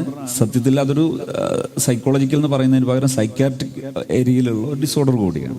പക്ഷെ എന്നെ ഞെട്ടിച്ചൊരു സംഭവം, ഈ കുട്ടിക്ക് ഒരു നല്ല ഒരു റിസോഴ്സായി നമ്മൾ മാറുന്നൊരു കുറഞ്ഞ സമയം, ആ കുട്ടിക്ക് ഒരു വെന്റിലേഷന് പറ്റുന്ന രീതിയിൽ കുറഞ്ഞ സമയം ചെയ്തപ്പോൾ കുട്ടി അകം മാറി. എന്ന് മാത്രമല്ല, പാരൻസിനും കൂടി ആ രീതിയിൽ എംപവർ ചെയ്തപ്പോൾ നല്ല മാറ്റം വന്നു എന്ന് മാത്രമല്ല, കുട്ടി എൻ്റെ തിരിച്ചു വന്നു. പക്ഷെ ഞാൻ അവരോട് പറഞ്ഞു, നിങ്ങളൊരു മിനിമം ഒരു 4 മാസമെങ്കിലും ഇത് ഫോളോ അപ്പ് ചെയ്യണം, അല്ലെങ്കിൽ ഇതൊക്കെ നഷ്ടപ്പെടും. പക്ഷെ അവർ ചെയ്തില്ല. പിന്നെ ഒരു 1.5 മാസം 2 മാസം കഴിയുമ്പോൾ ഒരു ദിവസം വിളിക്കുന്നു. അപ്പൊ ഞാൻ പറഞ്ഞു, ഇനി ദയവായിട്ട് നിങ്ങൾ നിയമ സംവിധാനത്തിനെ ഡിപ്പെൻഡ് ചെയ്യണം, കാരണം വല്ല അബദ്ധവും സംഭവിച്ചാൽ അതൊക്കെ പ്രശ്നമാണ്. അപ്പൊ ഞാൻ പറഞ്ഞത്, ഈ ഡ്രഗ്സിന്റെ മേഖലയിൽ വരുമ്പോഴും അവരുടെ ശരിയായ ലഹരി ഇതൊന്നും അല്ല. ശരിയായ ലഹരി എന്താണ്? അവർക്കൊരു ഇടമുണ്ട് എന്ന് തോന്നിയാൽ, എൻ്റെ ഫാമിലിക്ക്, എൻ്റെ സമൂഹത്തിന് ആവശ്യമുണ്ട് എന്ന് തോന്നിയാൽ എന്തിനും ഇവർ തയ്യാറാണ്. നേരത്തെ സൂചിപ്പിച്ചതുപോലെ നമ്മളൊരു 25-30 വയസ്സ് സമയത്ത് എന്താണ് നിങ്ങളുടെ അംബീഷൻസ് എന്നൊക്കെ ചോദിച്ചാൽ, നിങ്ങളുടെ ലക്ഷ്യം എന്താണെന്നൊക്കെ ചോദിച്ചാൽ അവർക്ക് സെൽഫിഷ് ആകുന്നത് കാണാം. അതേസമയം ഈ ഏജിൽ നമ്മൾ അവരോട് സംസാരിച്ചു നോക്ക്, അവർക്ക് സോഷ്യലായിട്ട് ഒരുപാട് ചെയ്യണം, ഒരുപാട് ആളെ സംരക്ഷിക്കണമേ, അങ്ങനെ വലിയ ലക്ഷ്യങ്ങളാണ്. ഈ വലിയ ലക്ഷ്യം നേരത്തെ ഹദീസിൽ പരാമർശിച്ചതുപോലെ കുല്ലു മൗലൂദിൻ യൂലദു അലൽ ഫിത്ര, ശുദ്ധ പ്രകൃതിയിൽ ജനിച്ചു വീഴുന്ന ഒരു കുഞ്ഞിനെ ഫഅബവാഹു യുഹവ്വിദാനിഹി വയുനസ്സിറാനിഹി വയുമജ്ജിസാനിഹി എന്ന് പറഞ്ഞതിന് ഗസാലിമാമിന്റെ വിശദീകരണം, ഗസാലിമാമ് ഒരുപക്ഷെ ഈ ചരിത്രത്തിലെ തന്നെ ഏറ്റവും വലിയ സൈക്കോളജിക്കലായ ഇന്റർവെൻഷൻ നടത്തിയ ഒരു പണ്ഡിതനാണ്. മഹാനവറുകളുടെ വിശദീകരണം മാതാപിതാക്കൾ എന്നല്ല, പരിസരം എന്നാണ്, അറൗണ്ടസ്, അവരുടെ ചുറ്റുപാട് എന്നാണ് അത് പറയുന്നത്. ഈ ചുറ്റുപാടിനെ അവർ ആവശ്യമുണ്ട് എന്ന് വരികയാണെങ്കിൽ അവരതിനനുസരിച്ച് മാറും. അംഗീകരിക്കുന്നൊരു ചുറ്റുപാട് എന്ന് വന്നാൽ അതിനനുസരിച്ച് മാറും. ഇപ്പൊ ഹയർ സെക്കൻഡറി അധ്യാപകരൊക്കെ ഏറ്റവും കൂടുതൽ വിദ്യാർത്ഥികളെ കൈകാര്യം ചെയ്യാൻ നയിക്കാൻ പ്രയാസപ്പെടുന്നത് അവരെ നയിക്കേണ്ട രൂപം അറിയാത്തത് കൊണ്ട്. അറിയുന്നവർ അധ്യാപകരുടെ കൂട്ടത്തിലുണ്ട്, അവർ ഭംഗിയായി ഈ കുട്ടികളെ ലീഡ് ചെയ്യുന്നുണ്ട്. ഈ കുട്ടികൾ അവർ പറയുന്ന ഏത് നന്മക്കും സന്നദ്ധമാണ്, ഏത് ത്യാഗത്തിനും സന്നദ്ധമാണ്. ആകെ വേണ്ടത് എങ്ങനെ അവരെ നയിക്കണം, അവർക്കൊരു ലഹരി ജീവിതമാക്കി കൊടുക്കണം. നന്മയും അവരുടെ ലഹരി തന്നെയാണ്. പക്ഷെ ഈ നന്മ എങ്ങനെയെന്ന് അവർ അറിയാതിരിക്കുമ്പോഴാണ് അവർ ഡൈവേർട്ടായി പോകുന്നത്. ഏതുപോലെ ഡിവൈസ്. ഞാനൊരു ക്യാമ്പസിൽ ഒരിക്കൽ ഇങ്ങനെ പിന്നെ ഒരു സന്ദർശിക്കുന്ന ഒരു സമയത്ത് ഇവിടെയുള്ള ഒരു പ്രധാന അധ്യാപകൻ എന്നോട് ചോദിച്ചു, ഇവിടെ ഏറ്റവും ഞങ്ങൾ നേരിടുന്ന ഒരു പ്രതിസന്ധി റെസിഡൻഷ്യൽ സ്റ്റുഡൻസും കൂടെ ഉണ്ട്. അപ്പോൾ അവർ പറഞ്ഞു, ഈ ഡിവൈസുകളാണ്. പ്രത്യേകിച്ച് ഇവർക്ക് പഠനത്തിന് വേണ്ടി അതിനൂതനമായ ഡിവൈസുകൾ സെറ്റ് ചെയ്തിട്ടുണ്ട്, അതുപോലും ഇവർ മിസ്യൂസ് ചെയ്യുന്നു. ഇവരെത്ര എന്ത് ബ്ലോക്ക് ചെയ്താലും അവർക്കറിയാം ആ ബ്ലോക്ക് എന്ത്, പാസ്വേഡ് എങ്ങനെ ഒഴിവാക്കണം, അതൊക്കെ അവർക്കറിയാം. അവർ എഡ്യൂക്കേറ്റഡ് ആണ് ഈ വിഷയത്തിൽ, അവർ നമ്മളെക്കാൾ എത്രയോ ഫാസ്റ്റാണ്. അപ്പം ഇതിനെന്ത് പരിഹാരം? ഞാൻ പറഞ്ഞു, നിങ്ങളിത് ബ്ലോക്ക് ചെയ്യാതിരിക്കുക. അപ്പം അദ്ദേഹം ആകെ ഞാൻ പറഞ്ഞു, നിങ്ങൾ ചെയ്യേണ്ടത് ഈ ഡിവൈസുകൾ സത്യത്തിൽ ഈ യുഗത്തിൻ്റെ ഒരു നേട്ടമാണ്, ഈ യുഗത്തിൻ്റെ അപര്യാപ്തതയല്ല. ഇത് നിങ്ങൾ അവർക്ക് ഓപ്പൺ ചെയ്യുക. എന്നിട്ട് അവർക്ക് ചെയ്യാനുള്ള ഉപകാരപ്രദമായ കുറേ ഓപ്ഷനുകൾ അവരുടെ മുമ്പിൽ വെക്കുക, ചർച്ച ചെയ്തിട്ട് അവർക്ക് ഏൽപ്പിച്ചു കൊടുക്കുക. അങ്ങനെ കുറഞ്ഞ നാൾ അങ്ങനെ ചെയ്തപ്പോൾ പിന്നെ ഏത് ഡിവൈസ് അവരുടെ കയ്യിൽ കൊടുത്താലും അവർക്ക് റീൽസ് ആവശ്യമില്ല, ഷോർട്സ്. ഈ റീൽസ് ഷോർട്സ് എന്നൊക്കെ പറയുന്നൊരു വേസ്റ്റാണ്. നമ്മളെ മൈൻഡിനെ പൂർണ്ണമായി നശിപ്പിക്കുന്ന ഒരു തരം വേസ്റ്റാണ്. ഈ വേസ്റ്റ് അവർക്ക് ഇഷ്ടമൊന്നുമല്ല, പക്ഷെ ആ വേസ്റ്റിൽ അവരിങ്ങനെ നിരന്തരം യൂസ് ചെയ്തപ്പോൾ അതിൻ്റെ ഒരു ആളായി മാറി എന്നതിൽ കവിഞ്ഞ് ഒരു കോഗ്നിറ്റീവ് ലെവലിൽ അവർ പോവുകയാണെങ്കിൽ അവർ അതിൻ്റെ ആളായി മാറും. പക്ഷെ അങ്ങനെ ഒരു സംവിധാനത്തിലേക്ക് വരണം. പക്ഷെ മറ്റൊരു അനുഭവം ഓൾറെഡി ഈ വിഷയത്തിൽ കാണാം. ഇപ്പോൾ ഡ്രഗ്സിലും അതുപോലെ സെക്ഷുവലായിട്ടുള്ള വിഷയങ്ങളിലൊക്കെ ഒരുപാട് കുറ്റകൃത്യങ്ങൾ കാണാം. പക്ഷെ അപ്പോഴും മറുവശത്ത് ഇങ്ങനൊരു സാധ്യത കൂടി ഉണ്ട് എന്നത് ഈ അവരുടെ ഈ മെന്റർഷിപ്പിൽ നിന്ന് പാരൻസിന്റെ ഒരു റോള് കുറഞ്ഞിട്ട് ഈ പിയർ ഗ്രൂപ്പിന്റെ ഒരു റോള് കൂടുതലായി വരുമ്പോൾ, പറഞ്ഞാൽ പാരന്റ് പറയുന്നതിനേക്കാളും കൂടുതൽ അല്ലെങ്കിൽ അധ്യാപകൻ പറയുന്നതിനേക്കാളും കൂടുതൽ പിയർ ഗ്രൂപ്പ്സിന്റെ ഇടയിൽ ഉള്ള ഒരു സ്വാധീനം, അവർ പറയുന്നതിനാണ് ഒരു ഫസ്റ്റ് പ്രിഫറൻസ് കൊടുക്കുക. അതിനെങ്ങനെ നമുക്ക് മറികടക്കാന്നുള്ളത് സാറെന്ന് പറഞ്ഞാൽ. അതായത് നിങ്ങൾക്ക് ഈ കൗമാരപ്രായത്തിലേക്ക് അഡോളസൻസിന് ഈ കൗമാരപ്രായക്കാർക്ക് പ്രവേശിക്കുമ്പോൾ തന്നെ നമുക്ക് പാരൻസ് ഔട്ട്ഡേറ്റഡും ഔട്ട്റേറ്റഡുമായി, കാലത്തിനൊത്ത് സഞ്ചരിക്കാത്തവരെ അവർ പഴമക്കാരായി. നെക്സ്റ്റ് അധ്യാപകരായിരുന്നു. ഈ അധ്യാപകരും ഈ മിഡിൽ ഏജ്, കൗമാരത്തിൻ്റെ മിഡിൽ ഏജ് കഴിയുമ്പോൾ അധ്യാപകരും അവരും പഴമക്കാരായി. പിന്നെ നമ്മുടെ സമൂഹത്തിലുള്ള പ്രായമുള്ളവരൊക്കെ നമുക്കൊപ്പം നിൽക്കുന്ന ആൾക്കാരല്ല. നമ്മൾ എന്തിനോ വേണ്ടി തിളയ്ക്കുന്ന സാമ്പാർ എന്ന് പറയില്ലേ, അതുപോലെ നമുക്ക് ലക്ഷ്യബോധം ഇല്ലാതെയാണ് പിന്നീടുള്ള കാര്യങ്ങളെല്ലാം. ഇപ്പോൾ ബഹുമാനപ്പെട്ട ഉസ്താദ് പറഞ്ഞ പോലെ, അപ്പം അതിന് നമ്മൾ കടിഞ്ഞാൻ ഇട്ടേ മതിയാവൂ. നിങ്ങളോടൊപ്പമാണ് അധ്യാപകർ, നിങ്ങളോടൊപ്പമാണ് നിങ്ങളുടെ പാരൻസ് എന്ന ചിന്താഗതി നിങ്ങളിലും വരണം. നിങ്ങളുടെ ഭാവിക്ക് വേണ്ടിയിട്ടാണ്. നിങ്ങൾ ഒരിക്കലും തളർത്താനോ തകർക്കാനോ അല്ല, നിങ്ങളെ വളർത്താനും നിങ്ങളെ സമൂഹത്തിൻ്റെ എല്ലാം ആക്കാനും വേണ്ടിയിട്ടാണ്. നിങ്ങൾക്ക് ഉയർന്ന തരത്തിലുള്ള ആദരവും ബഹുമാനം കിട്ടത്തക്ക രീതിയിൽ, വരുമാന മാർഗം കിട്ടത്തക്ക രീതിയിലുള്ള ഒരു ജനതയെ വാർത്തെടുക്കുക എന്നുള്ളതാണ് അധ്യാപകരുടെ ആണെങ്കിലും പാരൻസിൻ്റെ ആണെങ്കിലും. ശരിയാണ്, കുറേ പാരൻസിന് ഏറെ പാരൻസും അവര് മുണ്ട് മുറുക്കി കൊടുത്തും രക്തം വേർപ്പാക്കി അധ്വാനിച്ചതിൻ്റെ ബാക്കി പത്രമാണ് നമ്മളൊക്കെ. അപ്പോൾ അവർക്ക് ചിലപ്പോൾ നമ്മളോടൊത്ത് സഞ്ചരിക്കാൻ കഴിഞ്ഞെന്ന് വരില്ല.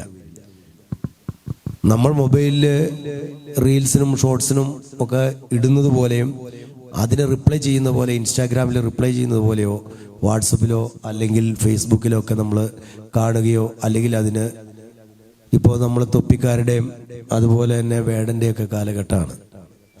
അവരൊന്നും ചിലപ്പോൾ ആ കാലഘട്ടത്തിലുള്ളവരായിരിക്കില്ല, ഞങ്ങളടക്കമുള്ളവർ.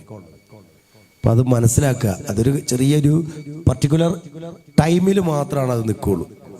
അതവിടെ നിൽക്കും.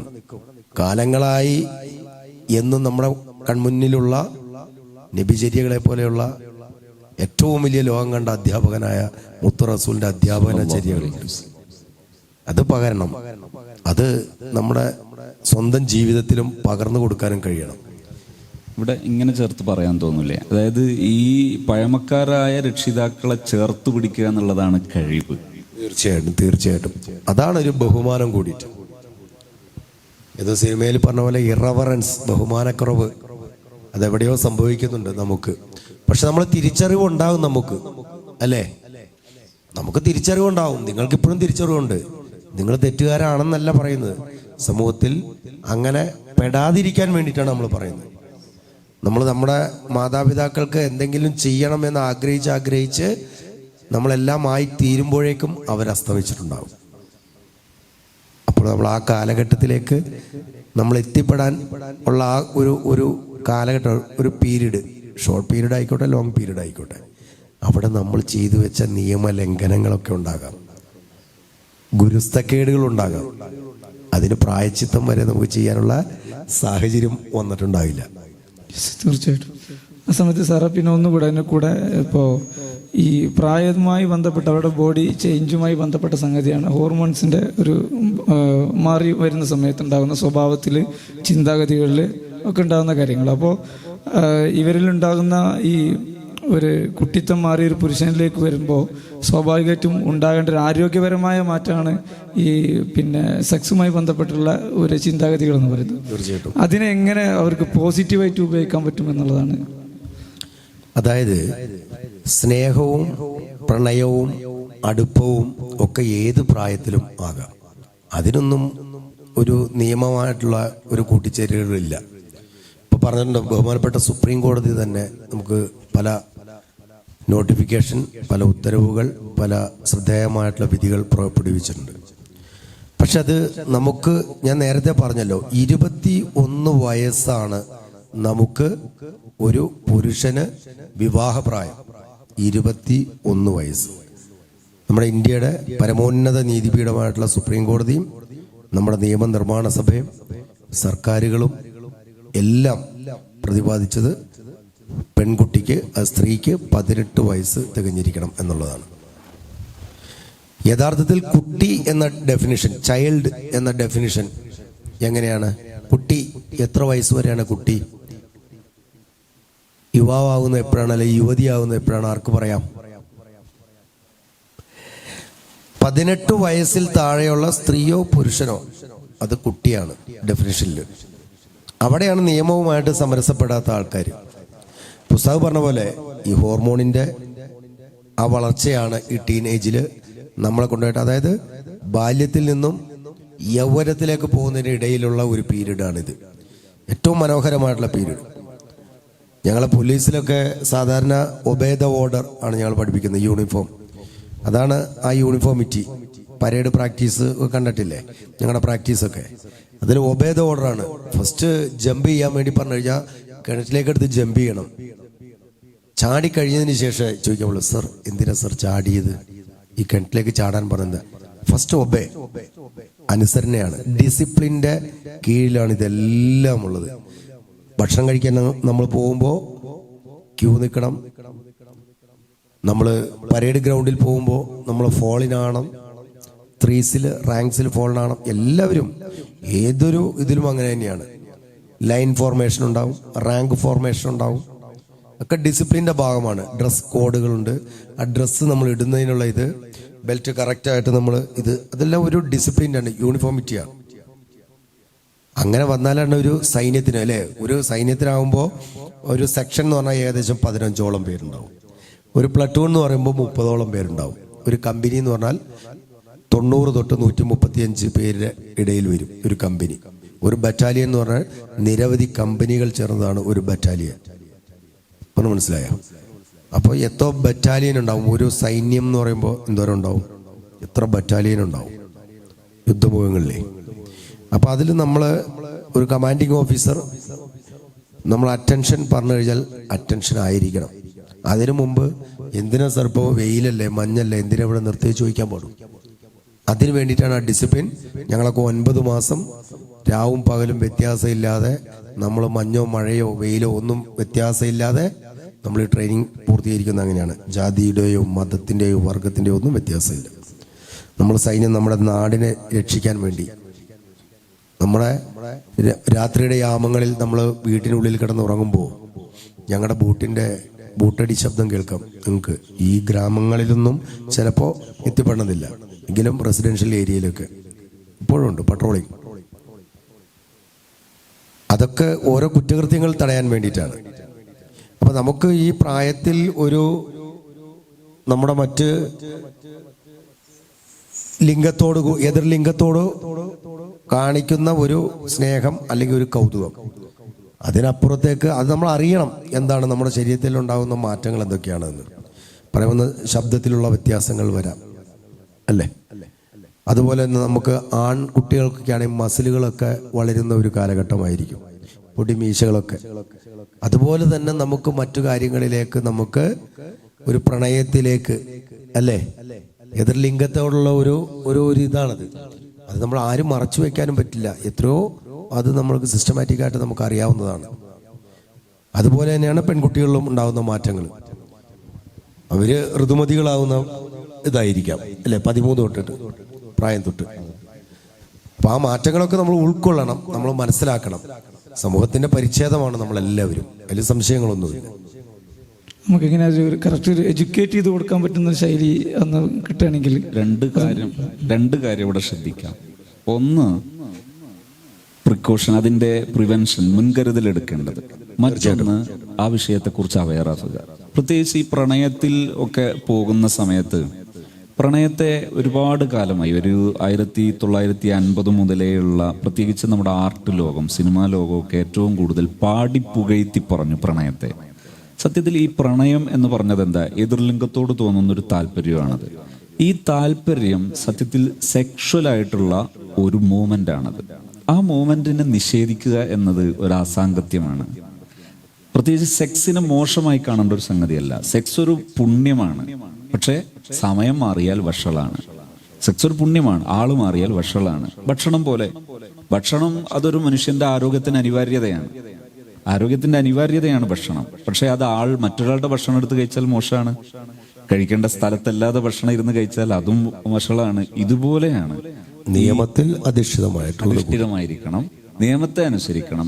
എന്നിട്ട് സെക്സിനെ നിഷേധിക്കുന്നതിന് പകരം ആ നിയമം അനുസരിച്ച് ചെയ്യുക എന്നിടത്ത് വന്നാൽ മാത്രമേ സുരക്ഷിതമാകൂ. ഇവിടെ ആദ്യം ഒരു മിഥ്യ പറഞ്ഞിറക്കി. അതായത് ഈ സെക്സിന് ആദ്യം പ്രണയം എന്ന് പേരിട്ടു, പ്രണയത്തെ മഹത്വവൽക്കരിച്ചു. അതൊരു അബദ്ധമാണ്, അത് തിരുത്തപ്പെടണം. പകരം സെക്സിനെ മറച്ചു വെക്കുന്നതിന് പകരം സെക്സ് എഡ്യൂക്കേറ്റ് ചെയ്യണം. ഏത് പ്രായത്തിലാണ് വേണ്ടത്, ആരാരോടാണ് വേണ്ടത്. ഇപ്പൊ അതൊക്കെ ലംഘിക്കാൻ ശ്രമിക്കുമ്പോഴാണ് ഈ അസമത്വം ഉണ്ടാകുന്നതും പ്രശ്നങ്ങൾ ഉണ്ടാകുന്നതും. എല്ലാത്തിനും അതിരുകൾ നിശ്ചയിക്കുമ്പോഴാണ് ഈ പ്രശ്നം, എല്ലാറ്റിനും അത് ലംഘിക്കപ്പെടാനുള്ള ഒരു ഇത് വരുന്നത്. അപ്പൊ ആ ഒരു പ്രവണതയാണ് ഒന്നാമത് ഉൾക്കൊള്ളേണ്ടത്. അതായത് സെക്സ് എന്നതൊരു അനിവാര്യതയാണ് എന്നും, അതൊരു ബയോളജിക്കലായിട്ടൊരു ഹ്യൂമൻ ബോഡിയെ പഠിക്കുന്ന സമയത്ത് അത് അംഗീകരിച്ചേ പറ്റൂ. അതൊരു അനിവാര്യതയാണ്. അത് അംഗീകരിക്കുകയും, രണ്ടാമത്തത് നമ്മൾ എന്ത് ചെയ്യണം? അതിർവരമ്പുകൾ. അഥവാ ഒരു പുരുഷന് സ്ത്രീയോട് താല്പര്യം തോന്നുക, സ്ത്രീക്ക് പുരുഷനോട് താല്പര്യം തോന്നുക എന്നുള്ളത് നോർമലാണ്. അത് അബ്നോർമൽ അല്ല, അതൊരു രോഗമല്ല, അത് ആരോഗ്യമാണ്. തീർച്ചയായിട്ടും അത് അംഗീകരിക്കണം. അതില്ലാതെ വരുമ്പോഴാണ് അവൻ എന്തെങ്കിലും പ്രശ്നങ്ങളുള്ളതായിട്ട് കാണുന്നത്. എന്നിട്ട് അവിടെ നിന്ന് അങ്ങോട്ട് മുന്നോട്ട് പോകുന്ന സമയത്ത് എന്ത് ചെയ്യണം? പിന്നെ നിയമവിധേയമല്ലാതെ ഇത്തരം ബന്ധങ്ങൾ പാടില്ല. അതുപോലെ ഒരു അസാംഗത്യത്തിന് സാധ്യതയുള്ള രീതിയിലുള്ള സാന്നിധ്യങ്ങൾ ശ്രദ്ധിക്കണം. അപ്പോൾ ഒരു പുരുഷനും ഒരു സ്ത്രീയും ഒരു മുറിയിൽ ഒറ്റക്ക് സംഗമിക്കുന്ന ഒരു അന്യപുരുഷൻ അന്യ സ്ത്രീയും, അതൊരു അവിശ്വാസമല്ല സംഗമിക്കരുത് എന്ന് പറയുന്നത്. ഇസ്ലാം അവിടെ പറയുന്നുണ്ട് അങ്ങനെ സംഗമിക്കരുത്. അത് അവിശ്വാസം കൊണ്ടല്ല, അല്ലെങ്കിലോ തൊട്ടാൻ പാടില്ലാത്തത്, തീണ്ടിക്കൂടാത്തത് എന്നുള്ള ആ കാഴ്ചപ്പാടൊന്നുമല്ല, അശുദ്ധി വന്നു പോകുന്നുള്ള കാഴ്ചപ്പാടല്ല. മറിച്ച് ഇതൊരു ബയോളജിക്കലായിട്ടുള്ള ഒരു സാധ്യതയാണ്. ആ സാധ്യത നമ്മൾ മുൻകരുതലോടുകൂടെ കാണുക എന്നുള്ളത് മനുഷ്യന്റെ നിലവാരമാണ്. ആ നിലവാരം അംഗീകരിക്കണം എന്നതാണ് ഇസ്ലാം മുന്നോട്ട് വെക്കുന്ന കാഴ്ചപ്പാട്. അത് കുറച്ചുകൂടി ഏതൊരു സമൂഹത്തിൽ അത് ആവശ്യമാണ്. ഏത് സമൂഹവും അംഗീകരിക്കുന്ന ഒരു വ്യവസ്ഥിതിയാണ് ഇതൊക്കെ. പക്ഷെ അത് ചിലപ്പോഴൊക്കെ നമ്മൾ പറയാൻ മടിക്കുമ്പോഴാണ് ഈ പ്രശ്നങ്ങൾ തീർച്ചയായിട്ടും. അപ്പോൾ ഒരു ബോധത്തിൽ നിന്നാണ് അതിൽ നിന്നുള്ള ഒരു പ്രിക്കോഷൻ എടുക്കാൻ കഴിയുക എന്ന് മാത്രം. അപ്പോൾ അവിടെ ഒരു സംഗതി എന്താ വെച്ചാൽ, നിയമങ്ങൾ മാത്രം നമ്മൾ നോക്കുന്ന സമയത്ത് നിയമത്തിൻ്റെ കൂടെ ഒരു വാല്യൂസ് കൂടെ ആഡ് ചെയ്യുന്നതിൻ്റെ ഒരു സാഹചര്യം കൂടെ ഉണ്ട്. ഇപ്പോൾ നിയമം നോക്കുകയാണെങ്കിൽ ഒരു പരസ്പര സഹകരണം ഉണ്ടെങ്കിൽ ഇത്തരം തെറ്റുകളിലേക്ക് ചെയ്യാന്നുള്ള ഒരു ഇത് വരും. നിയമങ്ങൾ മാത്രം നോക്കും. പക്ഷെ അങ്ങനെ ചെയ്ത് കഴിഞ്ഞാൽ പിന്നെ ഒരാൾ പരാതിപ്പെട്ടാൽ പോലും പിന്നെ ആക്ഷൻ എടുക്കാൻ പറ്റാത്ത രൂപത്തിൽ എന്ത് ചെയ്യുന്നുണ്ട്, ഈ ചെയ്ത ആളുകൾ കുറ്റത്തിൻ്റെ കീഴിൽ, അല്ലെങ്കിൽ അവർക്കെതിരെ ആക്ഷൻ എടുക്കാൻ പറ്റുന്നില്ല നമ്മുടെ പൂർണ്ണമായി. അപ്പോൾ ഒരു വാല്യൂസും കൂടെ, നിയമത്തിനോട് കൂടെ ഒരു വാല്യൂ കൂടെ ആഡ് ചെയ്യുന്നതിൻ്റെ ഒരു സാഹചര്യം സാർ. അതായത് ഓരോ നിയമവും കൊണ്ടുവരുമ്പോൾ ഓരോ കുറ്റകൃത്യവും ഇല്ലാതാക്കാം. അല്ലെങ്കിൽ നമ്മുടെ ഉയർന്നു ചിന്തിക്കുന്ന നവോത്ഥാനത്തിൻ്റെ കാലഘട്ടത്തിലേക്കാണ് ഇതെല്ലാം മാറി വരുന്നത്. അല്ലെങ്കിൽ സ്വാതന്ത്ര്യാനന്തര ഭാരതത്തിൽ അപ്പോഴുണ്ടായ കുറേ IPC CRPC നമ്മൾ 1800 ഉണ്ടാക്കിയതാണ്. ലോർഡ് മെക്കാളെ ഉണ്ടാക്കിയതാണ്, മെക്കാളെ പ്രഭു, ബ്രിട്ടീഷുകാരുണ്ടാക്കിയതാണ്. അത് മാറ്റം നമ്മൾ സംഭവിച്ചു. പഴയ വീഞ്ഞ് പുതിയ കുപ്പിയിലാക്കിയതാണ്. എങ്കിൽ കൂടിയിട്ട് അതിനെക്കുറിച്ച് അമൈൻമെൻറ്റ് വോട്ടുകൾ കൊണ്ടുവന്നിട്ടുണ്ട്. എങ്കിലും പാരൻറ്റിങ് തന്നെയാണ് ഏറ്റവും ബെസ്റ്റ്. പാരൻറ്റിങ്, ആ അറിവ്. ഇപ്പോൾ നിങ്ങൾ പെൺകുട്ടികളില്ല ഇവിടെ, എങ്കിലും ഒരു ഋതുമതിയായിട്ടുള്ള അല്ലെങ്കിൽ മെൻസസ് ആ പീരീഡ് ആയി കഴിഞ്ഞാൽ ഫസ്റ്റ് അത് ആ പാരൻറ്റിന് തന്നെയാണ് പറഞ്ഞു കൊടുക്കാൻ പറ്റുള്ളൂ. ഇത്ര മനോഹരമായിട്ടത് പറഞ്ഞു കൊടുക്കാം. നീ ഇപ്പോഴാണ് ഒരു യുവതിയായി, നിനക്ക് അമ്മയാകാൻ നിനക്ക് വിധിക്കപ്പെട്ട് നിനക്ക് ദൈവം കനിഞ്ഞരുളിയതാണ് അല്ലേ? അങ്ങനെയൊക്കെ പറഞ്ഞു മനസ്സിലാക്കി അതിൻ്റെ സവിശേഷതകൾ, വ്യക്തി ശുദ്ധികൾ എല്ലാം ഇപ്പം ഞങ്ങൾ 2 കൂട്ടരുള്ളൂ. ഇപ്പോൾ പെൺകുട്ടികൾക്ക് മാത്രമായിട്ടുള്ള ക്ലാസ്സുകളുണ്ടാവും. അതിലൊക്കെ ഞങ്ങളൊക്കെ വിളിക്കാറുണ്ട്. അപ്പോൾ അത് ഈ സെക്സ് എഡ്യൂക്കേഷൻ നിർബന്ധമാണ്. ഇനിയുള്ള കാലഘട്ടത്തിൽ ഗവൺമെൻറ്റുകൾ മാറി വരുന്ന ഗവൺമെൻറ്റുകൾ, ഇതര സ്റ്റേറ്റുകളിലുള്ള ഗവൺമെൻറ് ഒക്കെ ഉണ്ട്. വിവിധ രാജ്യങ്ങളിലെല്ലാം അതിൻ്റെ ഒരു അഭാവം കൊണ്ടുണ്ടാകുന്ന ഒരു പ്രശ്നം എന്താ വെച്ചാൽ ഒരുപാട് ധാരാളം. കാരണം ഈ പെൺകുട്ടികൾക്ക് ഇത്തരം ഈ ഒരു സമയമാകുമ്പോൾ, പീരീഡ്സിൻ്റെ സമയമാകുമ്പോൾ പല ആളുകളും ഇതിനുള്ള ക്യൂരിയോസിറ്റി, ആൺകുട്ടികളുടെ ക്യൂരിയോസിറ്റി കാരണം കൊണ്ട് അവരെ പരിഹസിക്കുക, അവരെ ഇൻസൾട്ട് ചെയ്യുന്ന അത് അവർക്ക് വളരെയധികം മാനസികമായിട്ട് ഒരു സ്കൂൾ വരുന്ന പെൺകുട്ടികളാണ് കൂടുതലും. അപ്പോൾ അവർക്ക് അത് വളരെ വിഷമം ഉണ്ടാകുന്ന സമയമുണ്ട്. അത് അവർക്ക് തുറന്ന് അധ്യാപകരോട് പറയാൻ, അല്ലെങ്കിൽ പാരൻസിനോട് പറഞ്ഞ് പ്രയാസം ഉണ്ടാകുന്ന സമയത്ത് ഞാൻ സ്കൂളിൽ പോകുന്നില്ല എന്ന് പറയാൻ പാരൻസിനോട് ഒരു ബോണ്ടിങ് വേണം അവർക്ക്. അതുപോലെ തന്നെ ഇന്ന് എൻ്റെ കുട്ടിക്ക് ഇങ്ങനെ പ്രയാസമുണ്ട്, ഒരു സ്കൂൾ വരുന്നില്ല എന്ന് പറയാൻ പാരൻസും ടീച്ചേഴ്സും തമ്മിൽ ബോണ്ടിങ് വേണം. ഇത് ഉൾക്കൊള്ളാൻ, ഇത് എന്താണ്, ഇത് പിന്നെ ഒരു സ്വാഭാവികതയാണ് എന്ന് ഉൾക്കൊള്ളുന്നിടത്ത് ചെറിയ ഈ എഡ്യൂക്കേഷൻ്റെ കമ്മി കൊണ്ട് നീണ്ട ഒരുപാട് ആളുകൾ പ്രയാസം അനുഭവിക്കുന്നുണ്ട്. അല്ല, പണ്ട് കാലങ്ങളിൽ ഒരു മാസമുറ ആയിട്ടുള്ള യുവതി ആയിക്കോട്ടെ പെൺകുട്ടി ആയിക്കഴിഞ്ഞാൽ അത് ആ പെൺകുട്ടികൾ മാത്രമാണ് അറിയുള്ളൂ, അല്ലെങ്കിൽ സ്ത്രീജനങ്ങൾ മാത്രമേ അറിയുള്ളൂ. പ്രത്യേകമായിട്ടുള്ള അതിലുള്ള സംരക്ഷണവും കാര്യങ്ങളൊക്കെ ഒതുക്കും. ഇപ്പം അങ്ങനെയല്ല. വീട്ടിലേക്ക് വരുന്ന ഉപ്പാടെ അടുത്ത്, അച്ഛൻ്റെ അടുത്ത്, പിതാവിൻ്റെ അടുത്ത് ഈ പെൺകുട്ടി തന്നെ പറയാം, എനിക്ക് നാപ്കിൻ ആയിക്കോട്ടെ, അല്ലെങ്കിൽ കുറച്ച് പാഡ്സ് വേണം, അല്ലെങ്കിൽ ഫോൺ ചെയ്ത് പറയും, മെസ്സേജ്. ആ തലങ്ങളിലേക്ക് നമ്മൾ ഉയർന്നു ചിന്തിച്ചു. അത് തെറ്റല്ല, അവിടെയാണ്, അതാണ് എഡ്യൂക്കേഷൻ. അങ്ങനെയാണ് വേണ്ടത്. എല്ലാ സ്കൂളുകളിലും ഉണ്ട്, പെൺകുട്ടികളുള്ള സ്കൂളുകളിലൊക്കെ ഈ സംഭവങ്ങളുണ്ട്. പാഡുകൾ, അതിൽ നിന്ന് പിങ്ക് അല്ലേ, ഇത് കൊടുത്ത് നമ്മുടെ അകലി സ്കൂളിലടക്കം ഉണ്ട്. അപ്പം അതൊക്കെ ഉന്നത നിലവാരങ്ങളിലേക്ക് മാറിക്കൊണ്ടിരിക്കുകയാണ്. അപ്പോഴാണ് അതുപോലെ പെൺകുട്ടികളും ആൺകുട്ടികളും ഇത് കാണുക തന്നെ ഇല്ല. ഭയപ്പാടായിരുന്നു, നാണക്കേടായിരുന്നു, മാനക്കേടായിരുന്നു. പക്ഷെ അത് മനസ്സിലാക്കണം, ഏതൊരു സ്ത്രീ തൻ്റെ മാതാവ് തന്നെ പ്രസവിച്ചപ്പോഴും ഇതേപോലെയുള്ള ഘട്ടങ്ങളിലൂടെ സഞ്ചരിച്ചാണ് വന്നിവിടെ എത്തിയത് എന്ന് നമ്മൾ ചിന്തിക്കുമ്പോഴാണ് നമ്മുടെ സഹോദരിയാണ് എന്നുള്ള ചിന്ത നമ്മളിൽ ഉണ്ടാകുക. അത് ഇന്നത്തെ തലമുറയ്ക്കൊക്കെ നല്ല ബോധ്യമുണ്ട്. യൂട്യൂബ് എടുത്തിട്ട് എങ്ങനെയാണ് പ്രസവം എന്ന് മനസ്സിലാക്കി ആശുപത്രി അവോയ്ഡ് ചെയ്യാൻ പറ്റുമെന്ന് നോക്കുന്ന ആളുകളുമുണ്ട്. നമ്മൾ ഇത്രയൊക്കെ ചിന്തിച്ച് ഈ തലങ്ങളിലേക്ക് എത്തി ഏറ്റവും നല്ല ആധുനികമായിട്ടുള്ള ചികിത്സാ കേന്ദ്രങ്ങളും ഉണ്ടായിട്ടും അങ്ങനെ ചിന്തിക്കുന്നുണ്ട്. അപ്പം അതിൽ നമുക്ക് തെറ്റ് പറയാനാവില്ല. നമ്മളെ ഓരോരുത്തരും അറിവിൻ്റെ നിറമാണ്. ഇപ്പോൾ ഇവിടെ വെറുതെ മൊബൈലിൽ ഇരുന്നിട്ട് oldest tree in the world എന്ന് അടിച്ചു കഴിഞ്ഞാൽ ChatGPT ആയിക്കോട്ടെ, ജെമിനി ആയിക്കോട്ടെ, ആരാണ് ഗൂഗിൾ ആയിക്കോട്ടെ, നമുക്ക് പറഞ്ഞു തരും. ഇന്ന് കാലിഫോർണിയയിലോ അല്ലെങ്കിൽ ആമസോണിൻ്റെ ഇതോ കരയിലോ. അപ്പം നമുക്ക് അത്ര ഗുരുമുഖത്ത് നിന്ന് നമ്മൾ ആ വിദ്യ അഭ്യസിക്കേണ്ട എന്നുള്ളതാണ്. ഇപ്പം യൂട്യൂബും അതുപോലെ ഗൂഗിളും ഒക്കെയാണ് നമ്മുടെ ഗുരുക്കന്മാർ. അധ്യാപകരെ ഇവിടെ മൊബൈൽ ഓൺ ചെയ്ത് വെച്ചിട്ട് അധ്യാപകൻ പറയുന്നതിൽ എന്തൊക്കെ തെറ്റ് കണ്ടുപിടിച്ചിട്ട് അധ്യാപകനെ അപഹസിക്കുന്ന കാലഘട്ടത്തിലേക്ക് മാറിയിരിക്കുകയാണ്. തീർച്ചയായിട്ടും. അപ്പോൾ ഈ ഒരു ചർച്ചയിൽ നമ്മൾ കൺക്ലൂഷനിലേക്ക് പോകാണല്ലോ. അപ്പോൾ ഈ സമയത്ത് എനിക്ക് തോന്നുന്നത് നമുക്ക് കൊടുക്കാൻ പറ്റുന്നൊരു മെസ്സേജ് എന്നുള്ളത്, ഈ ഒരു കാലഘട്ടത്തിലാണ് ഏറ്റവും കൂടുതൽ മെൻറ്റർഷിപ്പ് ആവശ്യമുള്ളത്. ഒരു വാല്യൂ ഓറിയൻറ്റഡ് ആയിട്ടുള്ള ഒരു മെൻറ്റർഷിപ്പ് ആവശ്യമുള്ള ഏറ്റവും വലിയ ഒരു ടൈമാണെന്ന് തോന്നുന്നു. അപ്പോൾ ഈ ഇത്തരം സമയങ്ങളിലാണ് സത്യത്തിൽ രക്ഷിതാക്കൾ അവരെ കൊണ്ട് കഴിയുന്നില്ലെങ്കിൽ അവർ നല്ല ഒരു വാല്യൂസ് ഉള്ള ഒരു പണ്ഡിതന്മാരെയോ അല്ലെങ്കിൽ നല്ലൊരു ഗൈഡൻസ് കൊടുക്കാൻ പറ്റുന്ന ട്രസ്റ്റുള്ള, വിശ്വാസമുള്ള ആളുകളെ ആ കരങ്ങളിലേക്ക് ഗൈഡ് ചെയ്യാൻ വേണ്ടിയിട്ട് ഇത്തരം പ്രായത്തിലുള്ള വിദ്യാർത്ഥികളെ ഏൽപ്പിക്കണം എന്നുള്ളത്. നമ്മുടെ ഇവിടെ ഏകദേശം ഇപ്പോൾ ഇവിടെ എത്തിയ കുട്ടികളൊക്കെ അത്തരം ഒരു ഏജിൽ ഇങ്ങനെ ഒരു മെൻറ്റർഷിപ്പിന് പറ്റിയ ഒരു ക്യാമ്പസിലേക്ക് എത്തിയവരാണ്. ഇതുപോലെ നല്ലൊരു മെൻറ്റർഷിപ്പ് അത് സോഷ്യലിൽ നിന്നാകാം, മതപരമായി കിട്ടണം, സോഷ്യലി കിട്ടണം. ഇങ്ങനെ നല്ലൊരു മെൻറ്റർഷിപ്പിൻ്റെ ലോകത്ത് അവർ വളർന്നു കഴിഞ്ഞാൽ ആണ് ഇതിനൊരു പരിഹാരം എന്നുള്ള രൂപത്തിൽ എനിക്ക് കൺക്ലൂഡ് ചെയ്യാൻ തോന്നുന്നു. ഇനി സാറും ഉസ്താദും ഒന്നും കൂടെ അതിൻ്റെ കൺക്ലൂഷനിലേക്ക് വന്നാൽ നമുക്ക് അവസാനിപ്പിക്കാം. അതിൽ ഇന്നലെ ഞാൻ ഇവിടെ അങ്ങനെ ഈ പ്രോഗ്രാം നടന്നുകൊണ്ടിരിക്കുമ്പോൾ ഇവിടെ ഇരിക്കുകയായിരുന്നു. അപ്പോൾ എഞ്ചിനീയർമാരായ 2 സുഹൃത്തുക്കളുണ്ടായിരുന്നു. അവരെന്നോട് പറഞ്ഞു, നമ്മുടെ വിദ്യാർത്ഥികൾ വളരെ ഉഷാറായിരിക്കുന്നു, ഇവിടെ ഉസ്താദുമാരില്ലെങ്കിലും അവർ ഈ ഭംഗിയായിട്ട് ശാന്തമായി എല്ലാ അച്ചടക്കവും പാലിച്ചുകൊണ്ട് ഈ പ്രോഗ്രാം അവർ നടത്തും എന്ന് അവർ വിലയിരുത്തിയിട്ട് അഭിപ്രായം പറയായിരുന്നു. എന്ന് പറഞ്ഞാൽ അവർക്ക് കൃത്യമായ ഒരു മെന്ററിങ്, ഇന്നലെ ഇവിടെ പ്രോഗ്രാം നടക്കുകയായിരുന്നു ഇവർ. അപ്പോൾ അതിൻ്റെതായ എല്ലാ അച്ചടക്കങ്ങളും അവർ പാലിക്കുന്നു, എല്ലാം ഭംഗിയായിട്ട് അവർ നടത്തിക്കൊണ്ടുപോകുന്നു, എല്ലാം അവർ തന്നെ സ്വയം ചെയ്തുകൊണ്ടിരിക്കുന്നു. അവർക്ക് കൃത്യമായ ഒരു മെന്ററിങ് കൊടുക്കുന്നതിൻ്റെ ഒരു റിസൾട്ടാണത്. അതായത് പേഴ്സണലായി അവർക്ക് മെന്ററിങ് കൊടുക്കുന്നു, ആവശ്യം ഉണ്ടാകുമ്പോൾ അവരെ വെന്റിലേറ്റ് ചെയ്യണമെങ്കിൽ വെന്റിലേറ്റ് ചെയ്ത് കൊടുക്കുന്നു. അവർക്ക്, അതായത് ഒരു കുട്ടിക്ക് ഇപ്പോൾ വളർന്നു വരുന്ന പെൺകുട്ടികളാണെങ്കിലും ആൺകുട്ടികളാണെങ്കിലും നമുക്ക് രക്ഷിതാക്കളോടൊക്കെ പറയാനുള്ള ഒരു പ്രധാന സന്ദേശം, ഈ ഒരു സെഷൻ്റെ ഒരു സന്ദേശം എന്ന് പറയണമെങ്കിൽ, ഒരു തെറ്റായാലും, ഒരു തെറ്റ് സംഭവിച്ചാൽ, ഒരു മിസ്റ്റേക്ക് സംഭവിച്ചു പോയാൽ ആരോട് പറയാം എന്ന് തോന്നുമ്പോൾ ആദ്യം എൻ്റെ പാരന്റിനോട് പറയാം എന്നൊരു കുട്ടിക്ക് തോന്നണം, അല്ലെങ്കിൽ എൻ്റെ ടീച്ചറോട് പറയാം എന്ന് തോന്നണം. അത്തരം ഒരു സാഹചര്യം ഉണ്ടായാൽ ഈ മക്കളെ സംരക്ഷിക്കൽ എളുപ്പമാണ്. അഥവാ ഒരു മിസ്റ്റേക്ക് പറ്റിയാൽ അവരെ ഒറ്റപ്പെടുത്തുന്നതിന് പകരം അവരെ സേവ് ചെയ്ത് അത് തിരുത്തി സംരക്ഷിക്കുന്ന, അഥവാ തെറ്റുകൾ അംഗീകരിക്കുക എന്നുള്ള അർത്ഥത്തിലല്ല, അവരെ തിരുത്തി അവരെ സംരക്ഷിക്കുന്ന ഒരാൾ കൂടെ ഉണ്ട് എന്ന് തോന്നലുണ്ടായാൽ ഏത് രഹസ്യ വിഷയങ്ങൾ വന്നാലും അവർക്ക് ആരെ ആശ്രയിക്കാം? പാരന്റിനെ ആശ്രയിക്കാം. കാരണം ഡ്രഗ്സ് പൊതുവിലൊരു മനുഷ്യന് ഇഷ്ടമല്ല, പെട്ടുപോകുന്നതാണ്. അല്ലെങ്കിൽ സെക്ഷുവലായിട്ടുള്ള ചില അവിഹിതമായ ബന്ധങ്ങൾ അത് ഇഷ്ടപ്പെടുന്നതല്ല, പെട്ടുപോകുന്നതാണ്. അപ്പൊ അത്തരം ഒരു സമയത്ത് രക്ഷപ്പെടണമെന്ന് തോന്നണമെങ്കിൽ ഈ ഒരു റിലേഷൻ ഉണ്ടാകണം. ആ ബോണ്ട്, പാരന്റും പിന്നെ മക്കളും തമ്മിൽ, ചിൽഡ്രൻസും തമ്മിലുള്ള ബോണ്ട്, അതുപോലെ ടീച്ചേഴ്സും സ്റ്റുഡൻസും തമ്മിലുള്ള ബോണ്ട് ഈ രീതിയിൽ രൂപപ്പെടണം. അതായത് നമ്മുടെ മക്കളെ എല്ലാറ്റിനും കുറ്റപ്പെടുത്തുന്നതിലുപരി അവരെ കേൾക്കുകയും പരിഹാരങ്ങൾ പറയുകയും ചെയ്യുന്ന ഒരു മനസ്സ്, അവരെ സേവ് ചെയ്യുന്നൊരു മനസ്സുണ്ടായാൽ, എല്ലാറ്റിനും കുറ്റപ്പെടുത്തുന്നതിന് പകരം അവരെ കേൾക്കുക, മനസ്സിലാക്കുക, യഥാർത്ഥ പരിഹാരങ്ങളിലേക്ക് പോവുക.